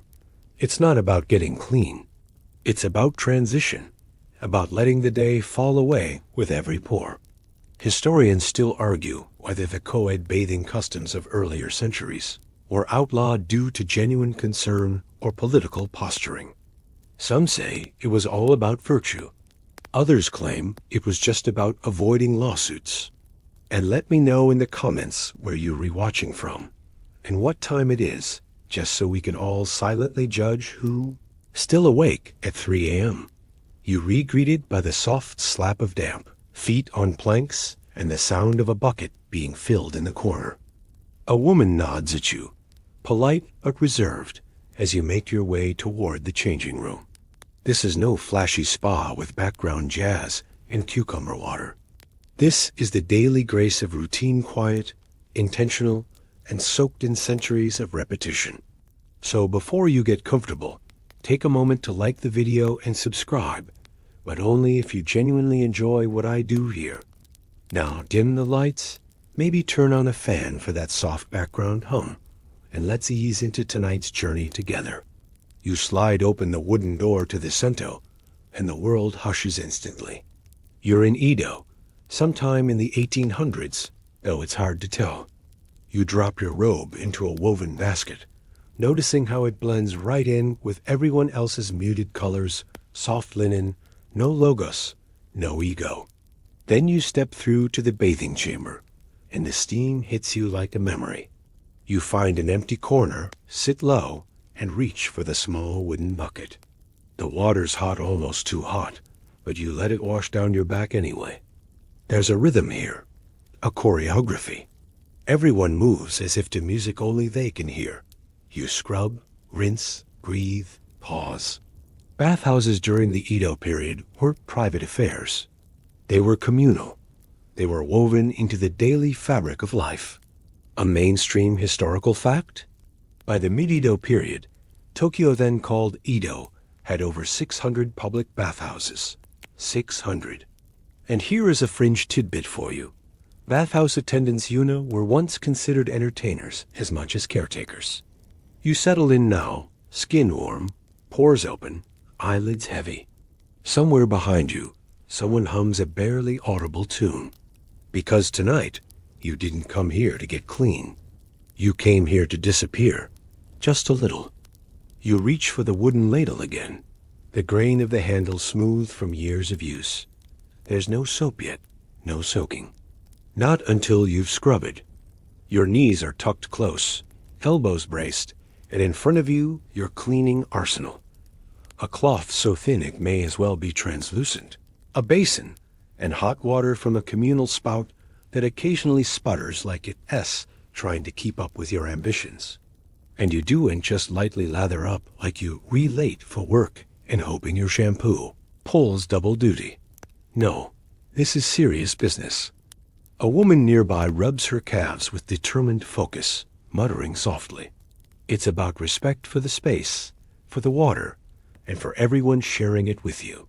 You don't enter the sacred circle of heat until you've shown you deserve it. Until you're not only clean, but convinced you've removed your outer shell. The cloth droops in your hand. Mission accomplished. Sounds fancy until you realize their scrubbing style resembled a full-body exfoliation mixed with light assault. Your towel hangs over your shoulder, not for drying, mind you. A large wooden basin sunken into the floor, framed by polished edges and rippling just slightly from the last bather's departure. Steam dances off its surface, curling in tight spirals before disappearing into the shadows above. Just for decorum. Edo bathers rarely dried themselves fully. The idea was to let the steam do its job, sealing in the warmth like a marinade.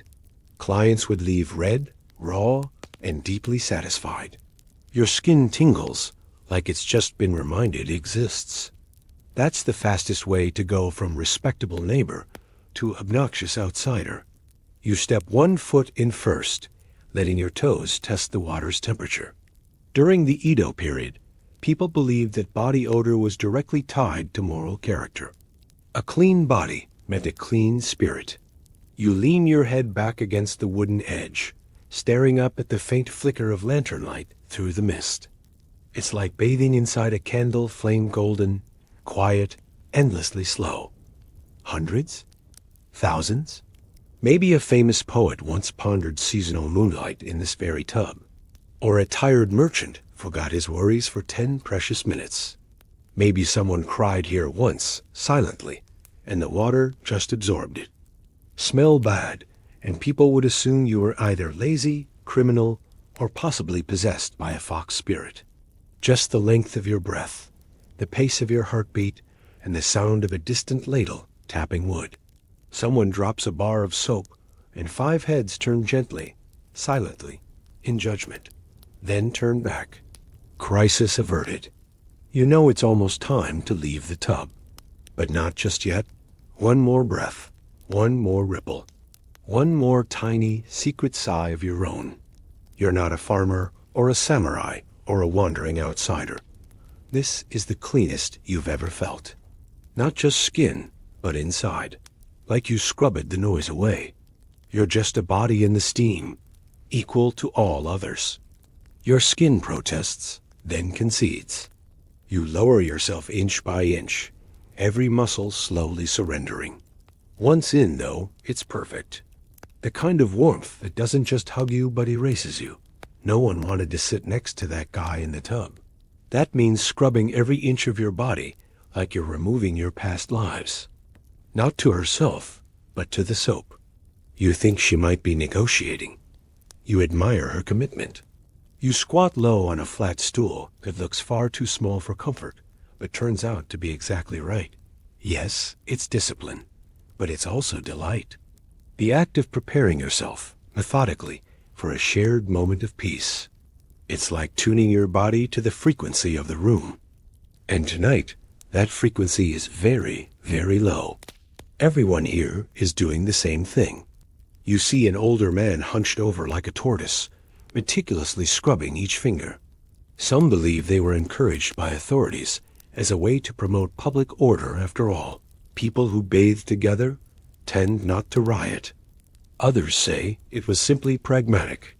In a city as dense and flammable as Edo, keeping people clean was just smart policy. The cloth is abrasive but familiar. You move to your chest, your neck, behind your ears, where you secretly wonder if anyone ever actually checks. You do your legs, your back, and well, let's just say nothing goes unscrubbed. In Edo, this isn't just about cleanliness. You start with your arms, working in small circles, feeling the warmth of your skin rise under your touch. Historically, this wasn't just good manners, so you rinse again and again. And here's a quirky detail. Some bathhouses during this time offered scrubbers actual attendants who, for a small fee, would do the job for you. You stand now, slowly, carefully, like rising from a long meditation. The tub is near, finally. And here's where the real hesitation sets in, not because of heat or nerves, but because entering the tub too quickly, too loudly, or with splashing. It's hot, not pleasantly warm hot. It's grandma's stew pot hot. You close your eyes. Somewhere to your right, someone sighs, the long theatrical kind that lets you know they've reached their spiritual peak. That sigh might have been better than a sermon. Historians still argue whether these elaborate cleaning rituals were more about hygiene or social control. You feel the truth might be somewhere in the middle. The water sloshes gently against your shoulders. There are no clocks here, no timers. You wonder how many people have sat right here before you. It's strange how vulnerable you feel, and yet safe. Everyone's stripped of identity, titles, rank. Even your thoughts begin to quiet. And when your mind finally stops narrating, you realize your fingers prune. The heat begins to lull rather than awaken. The moment you rise from the bath, the air feels like ice. Not because it's cold, but because your skin is still humming from the heat. And now every breeze, every motion feels exaggerated, like the world's volume knob just got turned up to 11. You wrap your small towel around your shoulders, more for modesty than warmth, and step lightly onto the wooden slats that surround the tub. You might sit next to a fishmonger who spent the day yelling at apprentices, now folded into himself like a warm robe. Or maybe a ronin silent, distant, fingers twitching slightly, as if replaying a sword stroke he didn't land. They creak underfoot, slick with a thin sheen of steam-condensed moisture. A man nods to you in passing. No words. Here, your social currency is your bath etiquette, your towel-folding skills, your ability to sip tea without slurping like a starving raccoon. Some even had informal matchmaking corners, where the elder women quietly appraised eligible young men by how carefully they cleaned their ears. Regulars developed entire silent languages made up of towel gestures. You sip. It's slow, mournful, and oddly familiar to the silence of the tub. And now, to this moment the bathhouse is stage, each person playing a role written long ago, but with room to improvise. You walk past the towel rack, noticing how everyone is perfectly folded, like origami with purpose. You pause, arms crossed, watching the faint flicker of life on the street beyond, vendors closing up, kids chasing shadows, a dog barking once, then thinking better of it. You follow a breeze toward the outer corridor, where cool air drifts in from the open shuji screens. To tell if it is a folk song or something he made up on the spot, you decide not to ask. Some songs belong to the steam. It tastes like the absence of noise. Eyebrow raises and sigh variations. It sounds ridiculous until you realize. Were they simply places to clean up and chill out? Or were they quiet tools of control spaces where everyone was reminded they were part of a larger system, with rules, with rhythm, with roles? Your fingers trace a knot in the grain. A cat appears, smooth from 1,000 other hands doing the same thing. It worked. A sideways flick of a cloth, past the tea. A sharp exhale, tail up like it owns the place, which, based on the lack of reaction, it might. It weaves between benches, accepts a head scratch, and disappears behind a curtain. No one flinches. No one cares. This guy sat way too close. Yes, ear cleanliness was a dating metric. The bathhouse is quieter now, like a theater after the curtain drops. People sip barley tea or nibble salted plums. Some lounge on low wooden benches, towels draped like lazy sashes. There's laughter, but it's soft and infrequent, like the room doesn't want to remember the outside world just yet. In a modern setting, might get you dirty looks or panicked scoots to the side. But here, you feel it working. You're part of something. And not in the vague or all-connected sort of way. You're here in this room with these people right now. Gets met with a synchronized, murmured blessing to sigh, softly said, like a hand brushing dust from a shoulder. Just mutual recognition. You made it through. You ease into the Uagari zone, literally, the after-bath space. And here, everything slows even more. This is where the social ritual begins, not loud, not forced. It's not a cocktail party. It's more like quiet theater. And then there's the poet. There's always a poet. You don't talk much at first. Conversation isn't expected right away. But eventually, someone offers a comment on the bath temperature, maybe, or the flavor of the pickles left out near the entrance. It's a test, not of wit, but of tone. If you reply gently, without ego, more conversation might follow. Bathhouses were the great levelers of Edo society. Your wealth, your status, your job all stripped with your robe. Mainstream fact incoming. During the Edo period, bathhouses became central hubs in urban life, not just for hygiene, but for networking. Merchants made deals. Writers exchanged haiku. And here's something delightfully fringe. In some bathhouses, you shift on the bench and notice the small bucket at your feet. Inside cooled water with cucumber slices. Someone must have left it behind. One elderly man beside you begins humming a tune. And then someone sneezes, which, you think back to the scrub. Historians still argue whether the social functions of these bathhouses were accidental or deliberately curated. Whatever the intention, you cross your legs and lean back against the wall. The wood is cool against your shoulders. And suddenly, it walks calmly through the room. The bathhouse has its own rules, but it also has exceptions. Feline ones, apparently. You chuckle quietly. Someone hears and smiles. The poet, probably. He always knows when to notice a moment. You rise to stretch. Your bones feel lighter now, not just cleaner, but quieter. Outside, the sky is bruised with dusk. Lanterns begin to glow like fireflies in formation. You take a breath, then step back inside, because you're not quite done yet. You re-enter the bathhouse, just as someone's laughter dies down gentle, warm, like it had nowhere else to go, but into the cedar walls. The interior hasn't changed in your absence, but you have. Your muscles are looser, your breath deeper. You move differently now, like someone unburdened, like someone who knows what it means to wash away more than just dirt. The paint on the signs has faded into soft brushstrokes. You slip past a Noren curtain and immediately sense the difference. Fewer people, fewer rules, or perhaps older ones. But don't get too relaxed, because now we're entering murkier waters. You head toward the other side of the building, where the layout feels older. The beams are darker, more worn. Because this part of the bathhouse holds a secret that modern visitors might find surprising. Once upon a time, men and women bathed together here. Foreign visitors from the West were predictably scandalized, writing florid diary entries and comparing the scene to some exotic Eden that needed correcting. And so, the gender divide gradually hardened. Yes, together. The room is dimmer here. The only light comes from a nearby oil lamp, its flame wobbling with every gust from the hallway. A few figures linger in the shadows, some alone, some not. No one speaks, but everything is being said.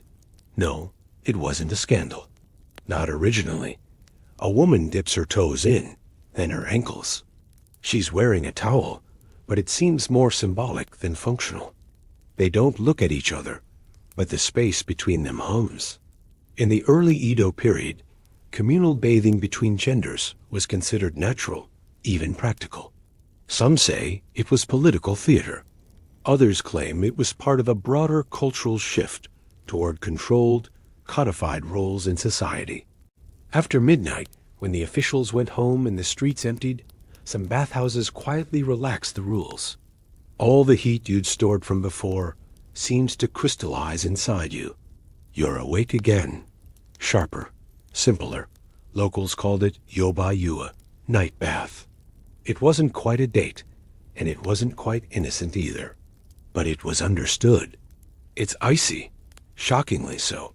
This is the contrast bath. And yes, you're supposed to go in. Limbs numb, skin tingling, mind clean. Not clear necessarily, but quiet. Sulfur springs, herbal infusions, even medicinal brews made with yuzu fruits or sake. You nod, but the hands have stopped at exactly the moment you'd hoped they would. Now, sip. You wonder what it would be like to never leave. To become a regular. To fold your towel just so, claim a favorite stool, hum old tunes into the steam. To know this ritual not as a guest, but as home. It's lukewarm barley, and somehow perfect. He doesn't ask your name. You don't ask his. Or smell wood warmed by heat and breath in time. You'll think of this room. Of the quiet rules that aren't written down, but known.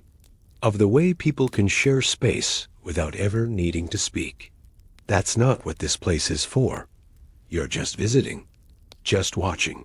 Just remembering.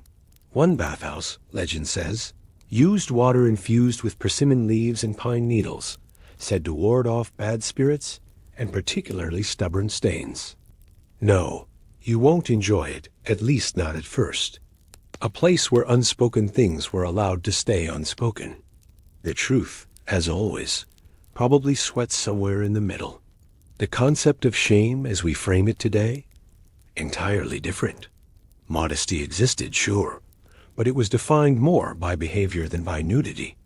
Whether that's true or just macho storytelling, one thing's for sure, you're not falling asleep anytime soon. Averted gazes. Respectful silence. There was a choreography to how you looked or didn't, and just like everything else here, it was learned, not instinctive. Of course, not everyone approved. Buddhist monks often protested. Officials occasionally cracked down. Historians still argue whether the enforcement of gender segregation was driven by actual morality or more by the desire to present a civilized image to outsiders. But here's a fringe detail. In remote villages, or among the older bathhouses like this one, those boundaries often blurred again, especially at night. You sit on the edge of one of these quieter pools, water barely slushing at your knees. A man brushes his hand through the water, absently, like he's stirring memory. You don't stare. You're not supposed to, but you don't flee either, because this, too, is part of the ritual. The acknowledgement that water reveals and conceals, that intimacy doesn't require contact, just presence, and maybe a shared towel rack. Back in the main room, someone sneezes again. You're beginning to suspect it's the same guy, and he's just trying to harvest more blessings. You pass a small corridor and find another hidden space. A single tub carved into stone, with snowmelt water trickling into it from a bamboo spout. You lower yourself in, teeth gritted, skin screaming. It's like being dunked in liquid wind. Your heart does something alarming, but then it resets. These cold baths were popular with samurai and ascetics. It was believed that enduring such discomfort forged resilience. And here's a historical nugget. Some Edo bathhouses were known for their unique water sources. You exit the cold bath like a resurrected version of yourself. A man offers you tea. You glance at the old clock on the wall. It's not working for 1 second, but that's not tonight's story. Tonight, and maybe, the next time you hear the sound of running water, and maybe you'll feel just a little cleaner inside. You towel off gently, barely dragging the cloth across your skin, letting the lingering heat do most of the drying. Your fingers tremble slightly, not from cold, but from the sheer weightlessness that's settled into your limbs. You feel like soft dough left out to rise. But just when you think the ritual has reached its quietest point, something shifts. You overhear a whisper. It's not malicious, not urgent. Just two older women chuckling over something by the curtain. One gestures subtly toward a door, tucked behind a rack of folded robes. She taps her fingers 3, then 2, then 1, and the other suppresses a laugh. The air cools immediately. Gone is the soft cedar scent. Dusty, but not dirty.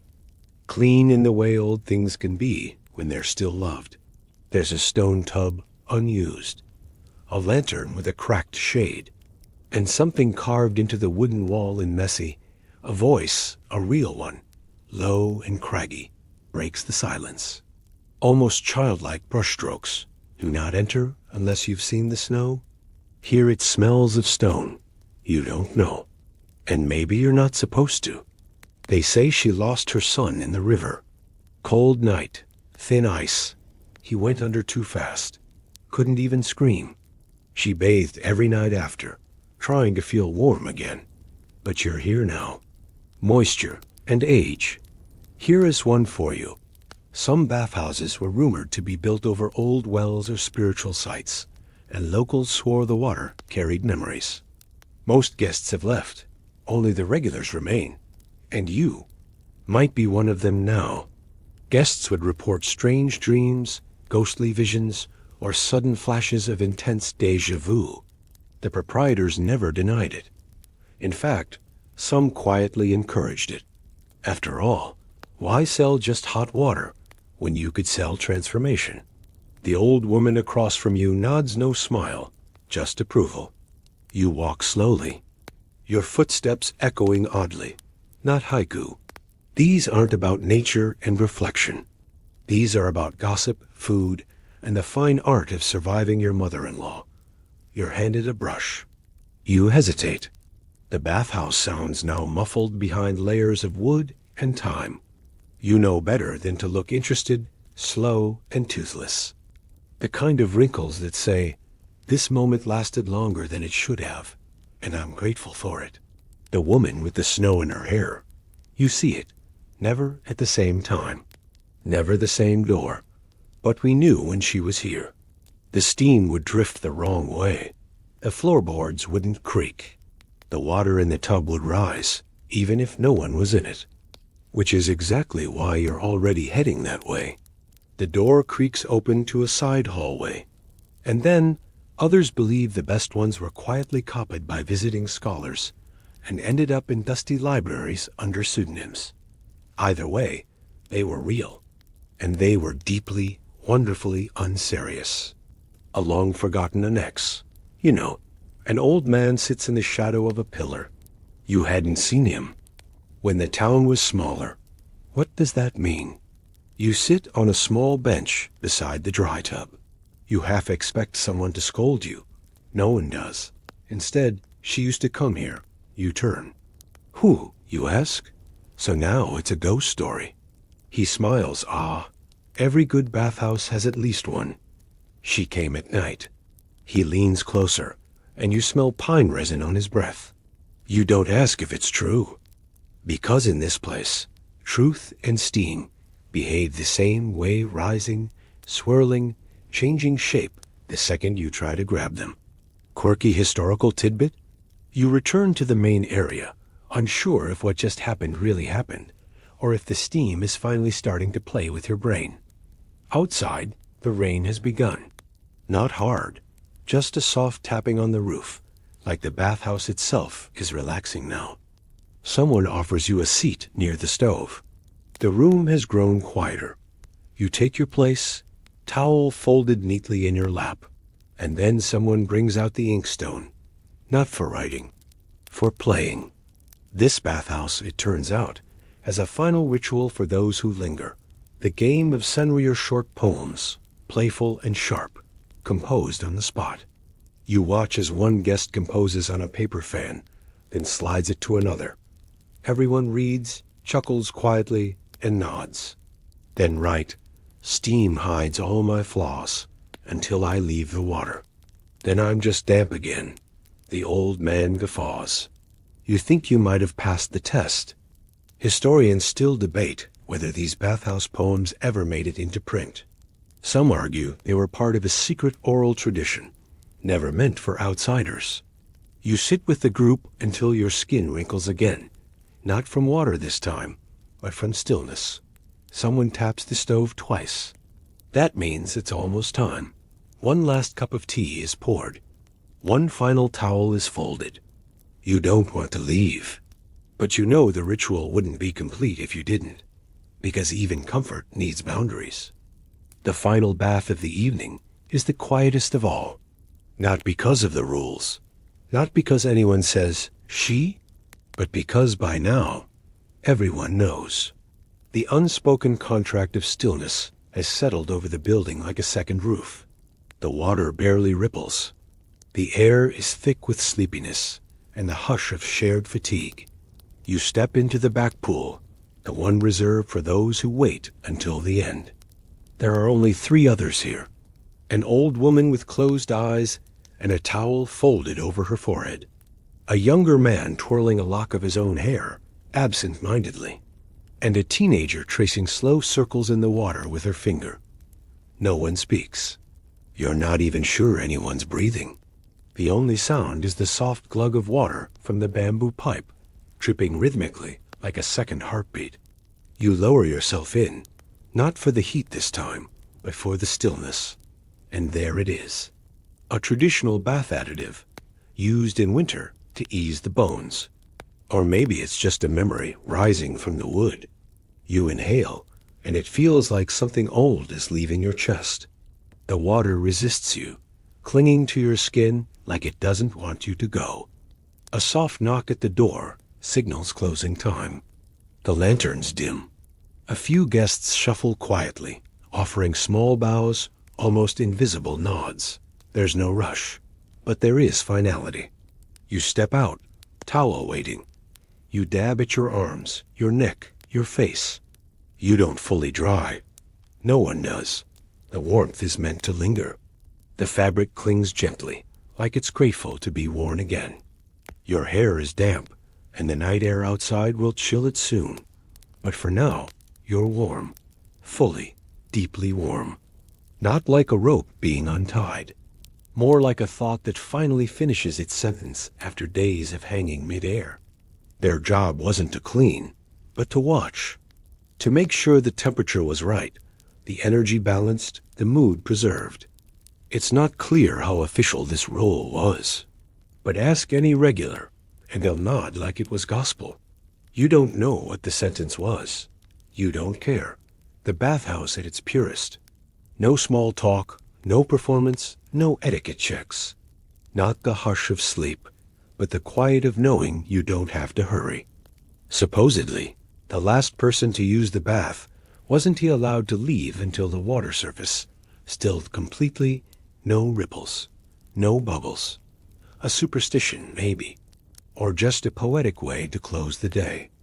Not just the temperature, but the kindness of it. The way it held you without asking. The way it listened without words. The memory of a ghost story you'll never fully understand, but will never forget. Just breath, body, and warm cedar water. There's no need to focus. No need to replay.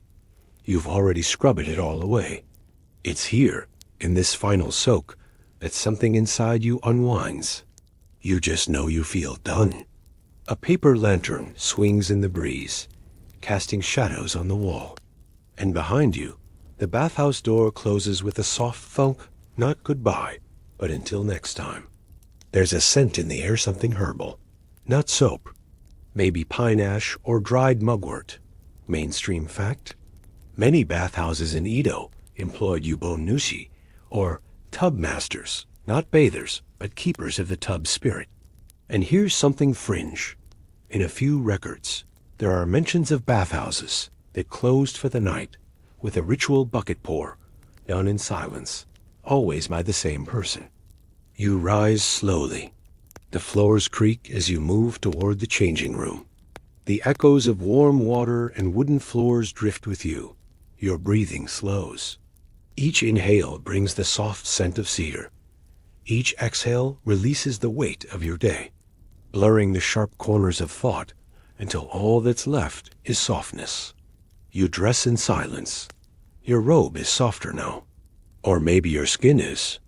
At the exit, a young boy bows and offers a single sprig of plum blossom. A thank you, a charm, a promise. You bow in return. And as you step outside, the city greets you with its own kind of silence, because you're not the same person who walked in. You're a little slower now, a little softer, and somehow more whole. The streets glistened faintly with rain.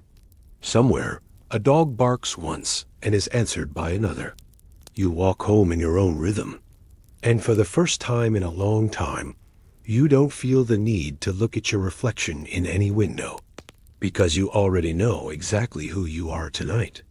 Wind down, you lie back now, wherever you are, maybe in bed, maybe still curled on the couch. Your body remembers the heat. You feel the steam rising in your mind. Gentle, persistent, and maybe you carry something with you now. A towel folded just right. A poem scrawled on a paper fan. Let your limbs grow heavier now. Let your thoughts drift without direction. The night outside is cool, but inside you, there's still warmth. From the bucket, from the breath, from the silence you earned. So rest, friend. You've bathed like someone who meant it. And now, you sleep like someone who's whole.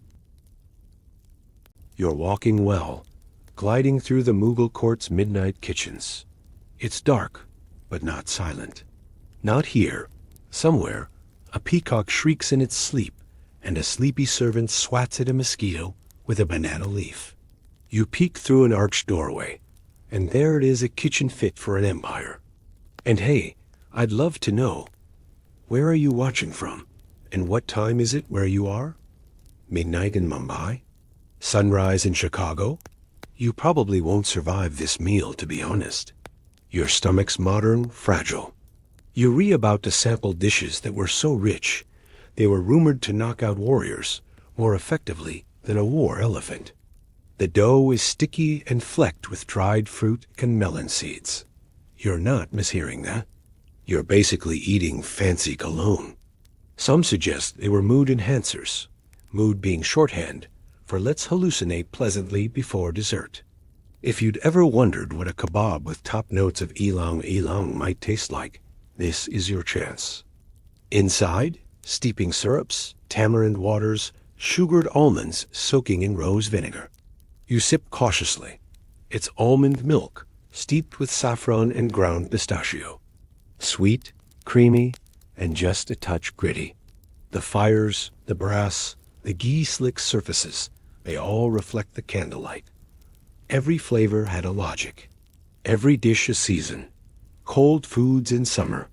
Heating foods in winter. A banana was considered dangerously moist for certain body types. You follow quietly, your stomach strangely quiet, almost reverent. The night outside is silent, save for the rustle of silk and the distant sound of tabla drums. Ginger? Almost medicinal. Food was a science, and the midnight kitchen was its laboratory. You feel like you've stepped into a story told by a dream. One long note, a signal to stop cooking, to arrange dishes onto polished brass platters and ready them for the emperor's chamber. One cook whispers a blessing over the food, another places marigold petals into a bowl of water and sprinkles it over the dishes. part purification, part perfume. This wasn't just a drink. It was a sedative, a mood stabilizer, and if the court poets are to be believed, an aphrodisiac capable of inspiring 3 straight hours of mediocre love poetry. A teenage boy sits cross-legged in front of a jar, fanning it with a palm leaf, as if to make the scent stronger. When you ask why, he grins and says, "So the room doesn't fall asleep." When baked, it smells like dessert, but eaten with meat, it's heavenly confusion. A few cooks brush the bread with rose water before placing it into glowing ovens shaped like squat beehives. Imagine dozens of hearths going at once, the firelight turning cooks into glowing silhouettes, their hands moving in silent rhythm. Mounds of rice, gallons of ghee, pyramids of dates. Nothing is written down. Recipes are memory and muscle. Every smell is intoxicating. His job is to serve the emperor dishes that awaken the soul and slightly endanger the intestines. His specialty? Nihari, a stew so rich with marrow and so slow cooked, it was often started in one sunset and finished by the next. This was no ordinary grilling. This was smoke as spellwork. Some believed different woods influenced the body differently. Tamarind wood was cooling. Mango wood was energizing. And sometimes the meat was marinated in crushed betel leaves and opium poppy before cooking. Yes, really. You're starting to understand why every royal physician also doubled as a food taster. Its name means morning, but make no mistake, this was a midnight dish. Only the elite could wait 14 hours for their dinner. You lean over the pot and almost pass out from the aroma. Cinnamon, garlic, black cardamom, and an amount of cloves that would bankrupt the small kingdom. Every stir of a pot seems like it could summon an emperor from his sleep. So before you get comfortable, take a moment to like the video and subscribe, but only if you genuinely enjoy what I do here now. Dim the lights, maybe turn on a fan for that soft background hum, and let's ease into tonight's journey together. You stand still as the scent of cardamom, cinnamon, and roasted meat clings to your lungs like incense in a temple. The mules didn't believe in small meals, especially not at night. Midnight banquets were both indulgence and performance, a chance to remind every guest that while the empire might have had enemies, no one else had food quite like this. The head cook, a wiry man with an imperial turban too large for his head, oversees it all without blinking. Near the back, a smaller clay oven is being fed gnarled logs. This is for the shirmal, a saffron-laced, milk-rich bread. And here is your quirky tidbit. Some Mughal recipes involved adders, perfumed distillations made from roses, jasmine, or vetiver that were dripped directly onto food. Of course, historians still argue whether these adders were truly food-grade or if their use was purely ceremonial. You duck under a wooden archway into a cooler storeroom. It smells like almonds and thyme. Here, massive clay jars are sealed with wax. Back in the main kitchen, meat is hung above small fires, slow smoking into dishes with names like Rani Zefrani and Koloi Kays. Someone passes you a silver goblet. It's warm. By now, the kitchen is glowing like a miniature sun. And yet, nothing here is accidental. The Mughals were masters of orchestrated decadence. Just as you're getting used to the rhythm of the place, a bell chimes. You watch as they carry the feast through a velvet-lined corridor, heading toward the emperor's private pavilion. And this is only the first course. You slip past the silk curtains like a breeze, unseen but wide-eyed, stepping into a moonlit garden chamber that doesn't feel real. The air is dense with the scent of jasmines and overripe mangoes, like the garden itself is drunk. You look around and spot servants fanning trays of them, brushing each with a peacock feather dipped in rosewater. They aren't serving them yet. These mangoes are being displayed like sacred objects or royal pets. Moonlight slices across marble floors and reflects off crystal goblets. You've just entered the private orchard chamber, where the emperor indulged his most decadent obsession, mangoes. Yes, mangoes. Not diamonds, not rubies, not concubines with names like poems, but fruit. Juicy, sticky, sun-ripened mangoes. A young prince no more than 10 is, elbow deep in a bowl of mashed mango, smearing it onto a paratha like it's war paint. His tutor sighs in defeat. Mango curfews exist for a reason, he mutters. You learn that eating mangoes late into the night was sometimes restricted, because it was believed to inflame the pitta dosha, an Ayurvedic body element associated with heat, anger, and restless sleep. But of course, rules meant nothing to emperors. Or their nephews. You'll find what comes next meats and stews, and things that make mangoes look like child's play. It's quiet, heavy with sweetness, and somehow still incomplete. The night, like the meal, is far from over. But for now, the garden smells of summer rain and fruit sugar. The prince yawns, wiping mango pulp from his chin. Someone extinguishes a lantern. Akbar, Jahangir, Shah Jahan, each emperor in the dynasty, had their own favorite variety. Slow, string-heavy, sad in a way that makes your teeth ache. It's the sound of Rag Maular, the monsoon raga. Apparently, mangoes tasted best during the monsoon, when the fruit grew fat on rain and sun. You take a bite. It tastes like the sun is setting inside your chest. You imagine what it must have been like to be fed this by hand, in a garden where the moon never sets, and time is measured only in sweetness. The empire believed taste wasn't just chemical, it was seasonal, spiritual. Eating the wrong food at the wrong time could unbalance the soul. You try to feel guilty for that mango bite you stole at Christmas last year, but it's too late. The Mughal spirits have already judged you. Alfonso Langra, is sorry. One even tried to import a breed from Burma that smelled like wet earth and turmeric. These are flavor logs notes on the mangoes from last year's harvest. Sweetness, fiber texture, scent profile, chewiness, even how the pulp stained fingers. This was not just food. This was archival-worthy indulgence. Shah Jahan was known to keep mango journals. Detailed, poetic, obsessive. One note allegedly reads, "The mango at dusk tastes of lost love." They didn't just eat mangoes. They cultivated secret groves and made the seeds state secrets. Mango espionage. Historians still argue whether the Mughal mango trade helped fuel rebellions in the southern provinces, or if that's just a fruity exaggeration. Orchard territories were often gifted governors as a form of reward and control. Some regions were judged not by how many soldiers they provided, but by how many barrels of mango pulp they sent each summer. Mangoes were currency, diplomacy, even blackmail. You wander past low tables set with brass bowls of mango pulp, chilled with snow brought in from the Himalayan peaks wrapped in wet jute. Don't ask how. Just know that someone lost 3 toes to frostbite getting that dessert here on time. As if the skin changed color from pale gold to a reddish tint when handled by warm fingers. You reach out toward one, and a servant coughs gently. You freeze. "These ones," he says, "are for the emperor's dream." You don't ask what that means. And here comes your first fringe tidbit of the night. Some mango varieties were said to blush when touched. Literally.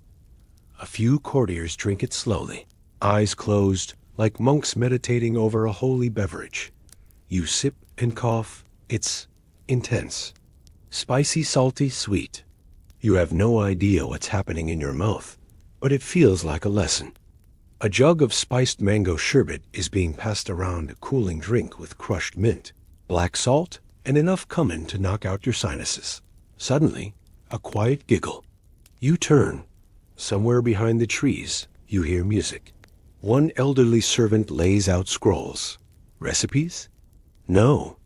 A garden musician plucks a gentle rhythm, and a plate of roasted mango slices, dusted with salt and dried rose petals, is passed around. And here is your mainstream historical fact for dessert.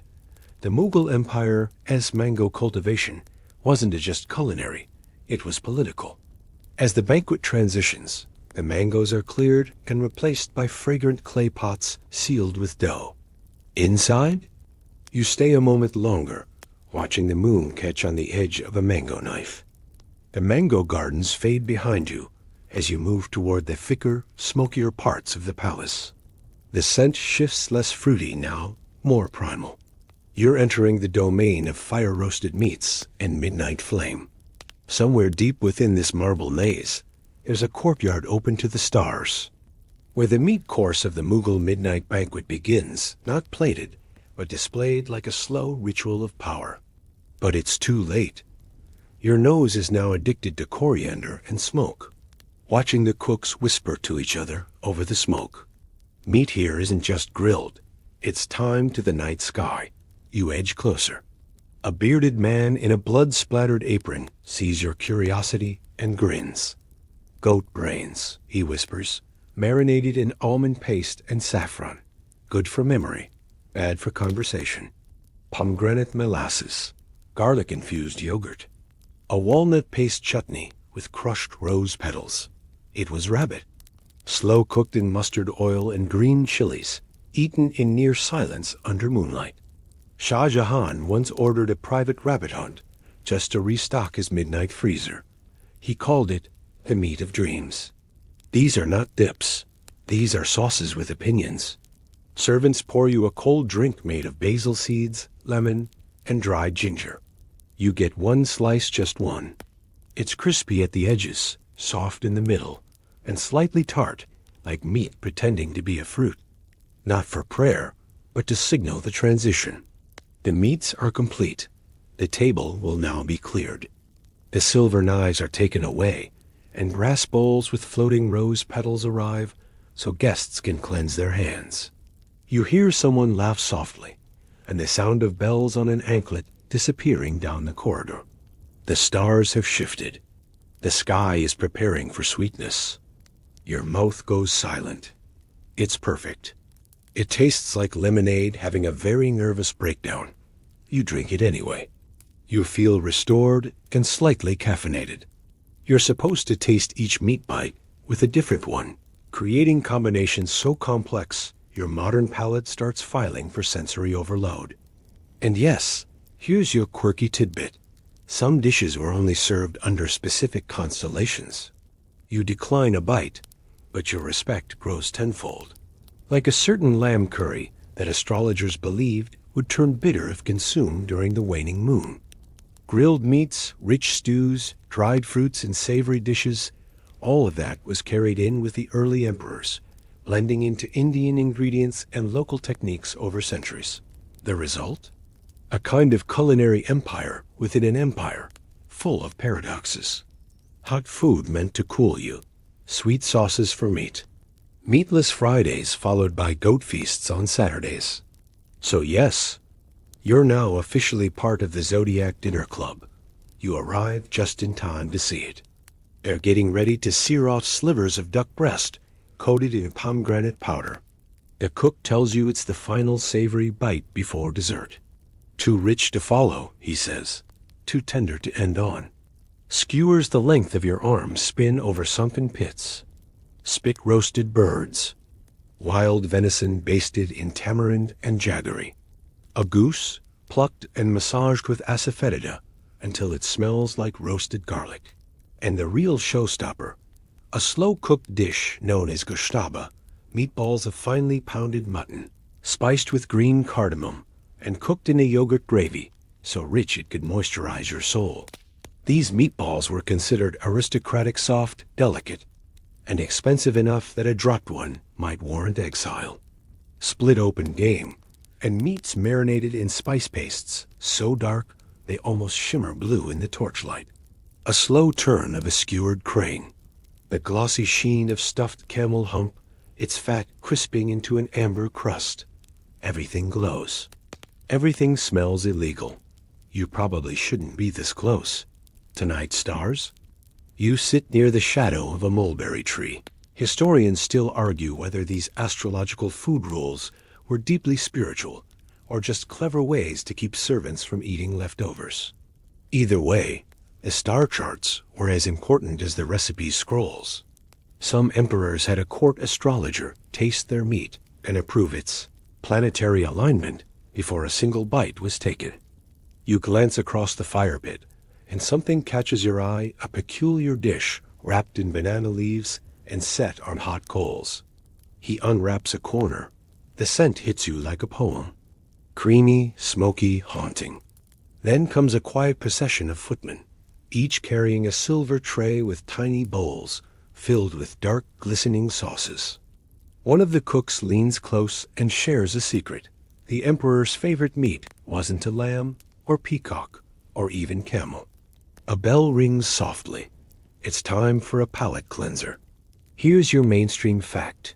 Mughal cuisine was deeply influenced by Persian and Central Asian traditions. The fire crackles beside you, and the embers light up a massive iron griddle, now being cleaned with half a coconut shell. You watch as the duck is sliced and seared in ghee. It hisses like it's telling secrets. And just when you think you're done, you hear the sound of a conch being blown. You lean back, full but still greedy, because dessert is coming. And dessert in the Mughal Empire? That's a whole other chapter of decadence. But for now, the fire's dim, and the night presses close. The fires behind you flicker out, leaving only a ghost of smoke and spice in the air. Your feet carry you, reluctantly full, a small bowl of translucent cubes. Here as your quirky tidbit. Some historians still argue whether many of these dishes were ever consumed in full by the emperors themselves or simply designed to impress guests. Some suspect a lot of the pearl-infused drinks and silver-covered sweets were consumed performatively, one bite for show, the rest for the servants, which honestly sounds fair. You'd need the constitution of a rhinoceros to finish everything on this menu. Mules. He unfolds it. Yes, unfolds it, and you see layers upon layers of something flaky, golden, and glistening with honey. Sanjiri, he says, placing it in your hand. The forgotten bread, now only made in 2 villages. You take a bite, and it dissolves into your mouth like sugary air. Somewhere, your pancreas sends up a white flag. Believed a final tray is passed around candied fennel seeds, cloves dipped in honey, and small sugar sculptures shaped like animals. These aren't snacks. These are digestives. The Mughal version of mint gum. You choose a tiny sugar elephant and let it melt on your tongue.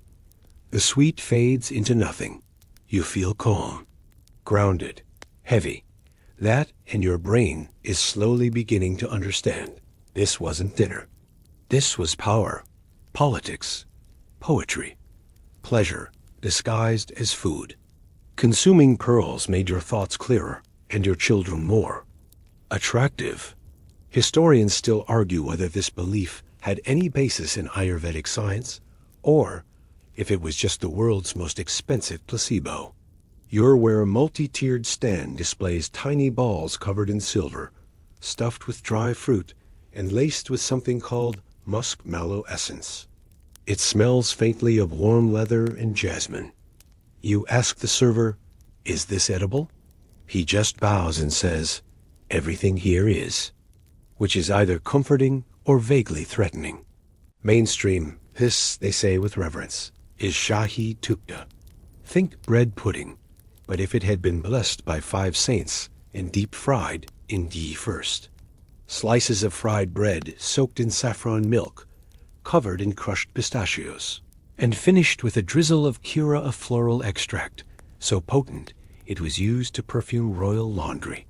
You take one bite and instantly feel like you should be reclining on a velvet cushion, while someone writes poetry about your eyelashes. Historical zarda, a rice dish colored with saffron and scattered with raisins, slivers of almonds, and flakes of real gold leaf. You're chewing precious metal now, like it's cornflakes. Your mouth glitters with conquest. Fact, you hadn't noticed the music before, dense as fudge and fragrant with ghee. Halwa sohen, he whispers, takes 4 days to make. Served only during winter full moons. You bite into it, and your jaw slows down. It's sweet, sure, but there's something more like spice, memory, and regret all rolled into a single chew. But now it's slow. And by the way, if you're wondering about food safety back then, there wasn't any. The Mughals believed richness equaled purity. You'd get stomach cramps before you'd get bacteria. And if the emperor's taster keeled over mid-meal, well, better him than the boss, echoing almost underwater. The perfect soundtrack for eating dessert that could bankrupt a city. Mughal desserts were often crafted by master chefs known as halwai, whose training could last decades. These men weren't just cooks. They were architects of texture, fragrance, and sugar shock. And they had access to the most prized ingredients of the age. Saffron from Kashmir, pistachios from Iran, pearls from the Deccan. Yes, pearls. Just wait. You lift one with your fingers. Welcome to barfi, a dense milk-based fudge that's been pressed into diamond shapes and painted in edible silver. The foil is so thin it flutters in the wind if someone sneezes too hard.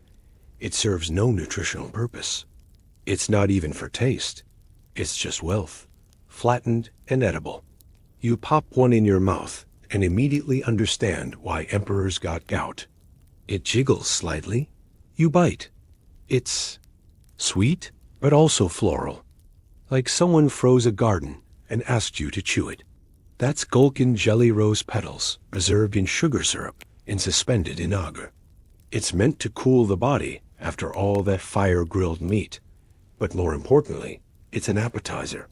Yes, dessert has appetizers here. Toward a softer light, now no more roasting pits or crackling wood. It's a sherbet served cold in a shallow copper cup. Thick as yogurt, pale blue in color, and lightly spiced with crushed cardamom, and what looks like gold dust. You sip, and your tongue goes numb for half a second. That's because the drink is laced with powdered pearls. Yep, real pearls, ground down to a fine shimmer. Said to cool the body and purify the blood, but also, let's be honest here, to flex on the visiting Persian ambassadors. Steady glow of oil. Lamps reflected off polished marble in trays, so ornate they look like they belong in a museum. This is where things get seriously dangerous, because Juve arrived at the empire as most gilded obsession. Dessert. It starts innocently enough, and a large platter is set before you, and your reflection stares back from the silver leaf coating a pyramid of sweets. But the real showstopper isn't sweet at all. And you drift further into the sweet zone. Someone passes you a spoon, and then you knew it was coming comes the gold. The palace musicians switch tempo. A server brings you a small square of something dark brown. Oh, the scholarly debate of the night? Just when you think you've tasted it all, an ancient man appears with what looks like a fan made of bread. And now the room dims. Your fingers are sticky. Your lips shimmer faintly. Outside, the first birds begin to sing. The desserts are cleared, and your eyes drift toward a figure rolling out dough near the courtyard. Because guess what? There's still bread. You step quietly toward the courtyard, where the last embers of the feast flicker beneath clay ovens and half-spent torches. It's quieter now. The mood has shifted. Full bellies bring softer voices. The nobles have reclined. The musicians have changed to flutes and drone instruments. No, these are serious loaves. You watch him lift a flat disc of dough and slap it hard against the back of a steel shield upturned over hot coals. That's not a metaphor. He's baking on a weapon. But one figure is still moving with purpose, an old man rolling dough on a polished stone slab, his hands dusty with flour and his turban flecked with soot. The Mughals believed bread made on a soldier's tool contained valor.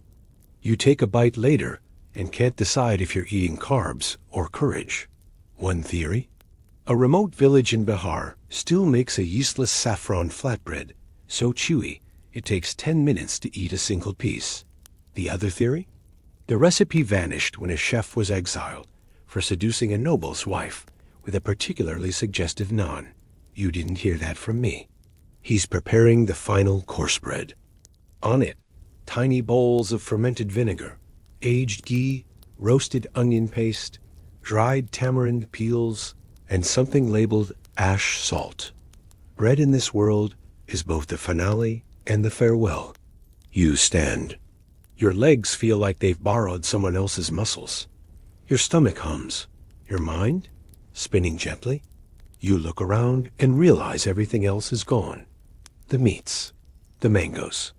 The sherbets.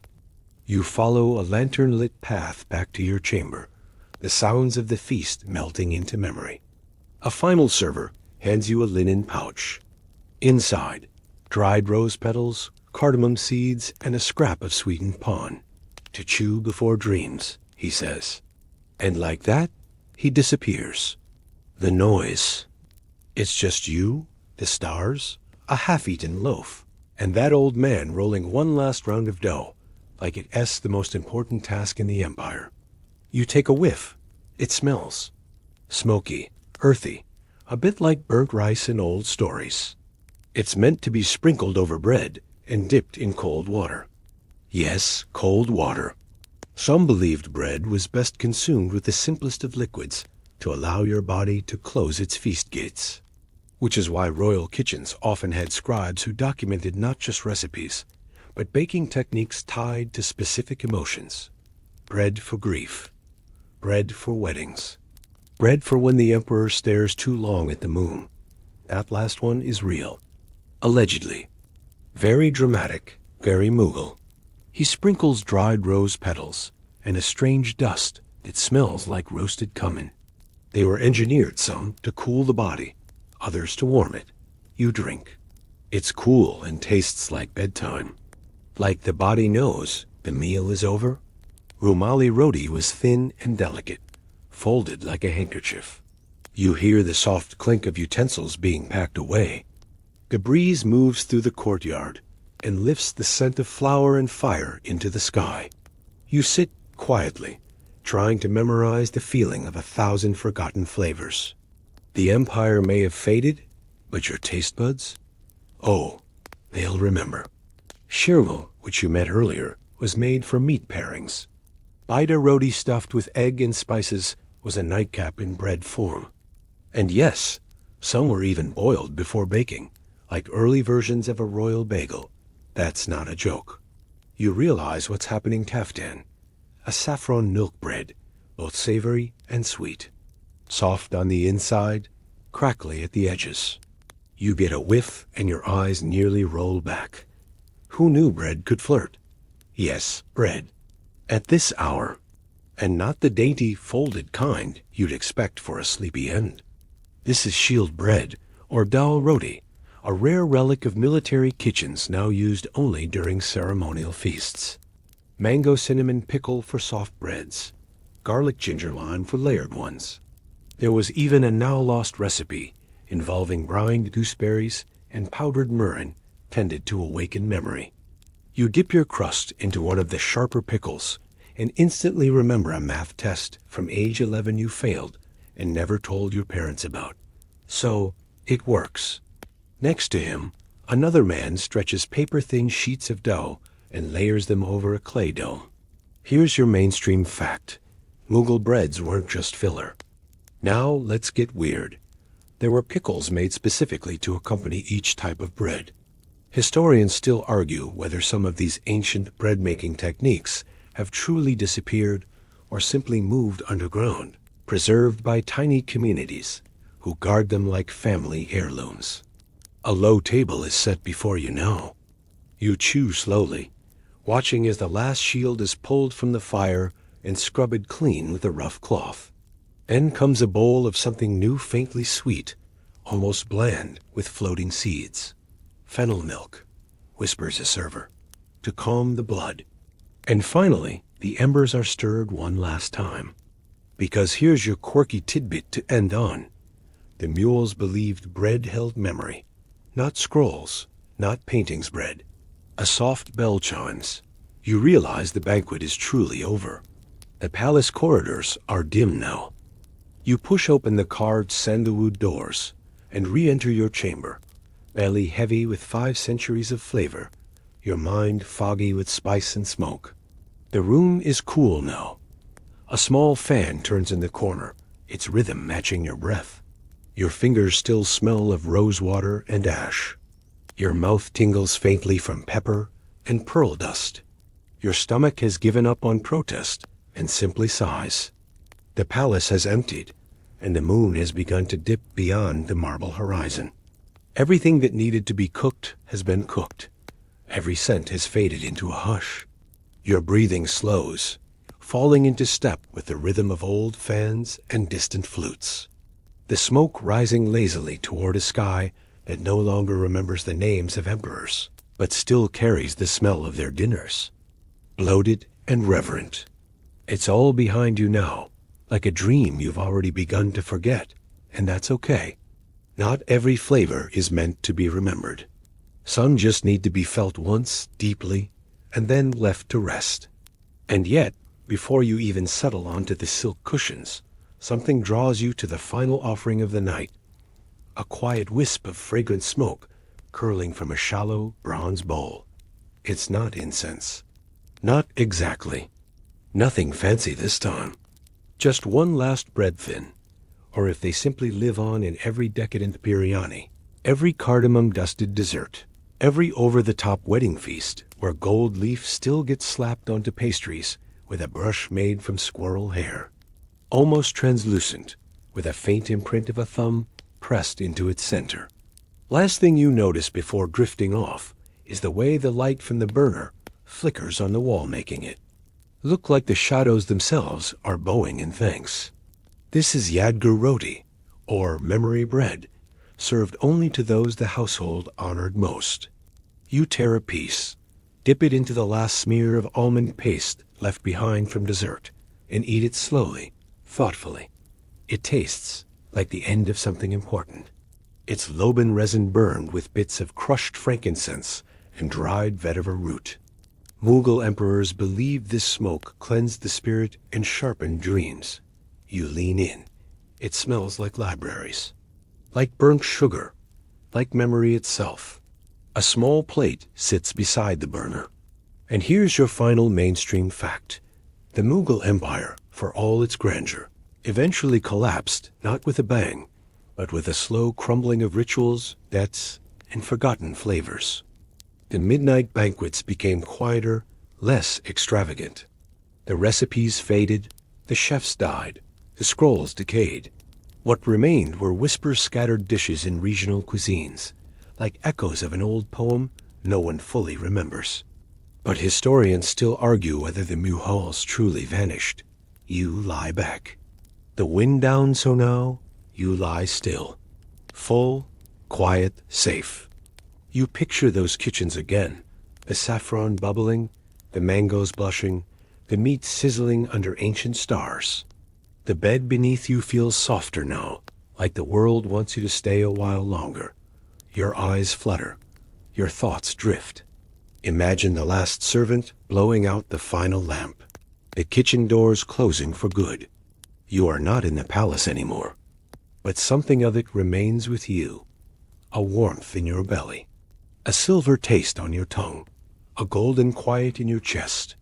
And somewhere, in a forgotten kitchen, someone still rolls dough by moonlight, just in case an emperor wakes hungry. Sleep well now. Let the bread cool. Let the smoke fade. Let the dream soften.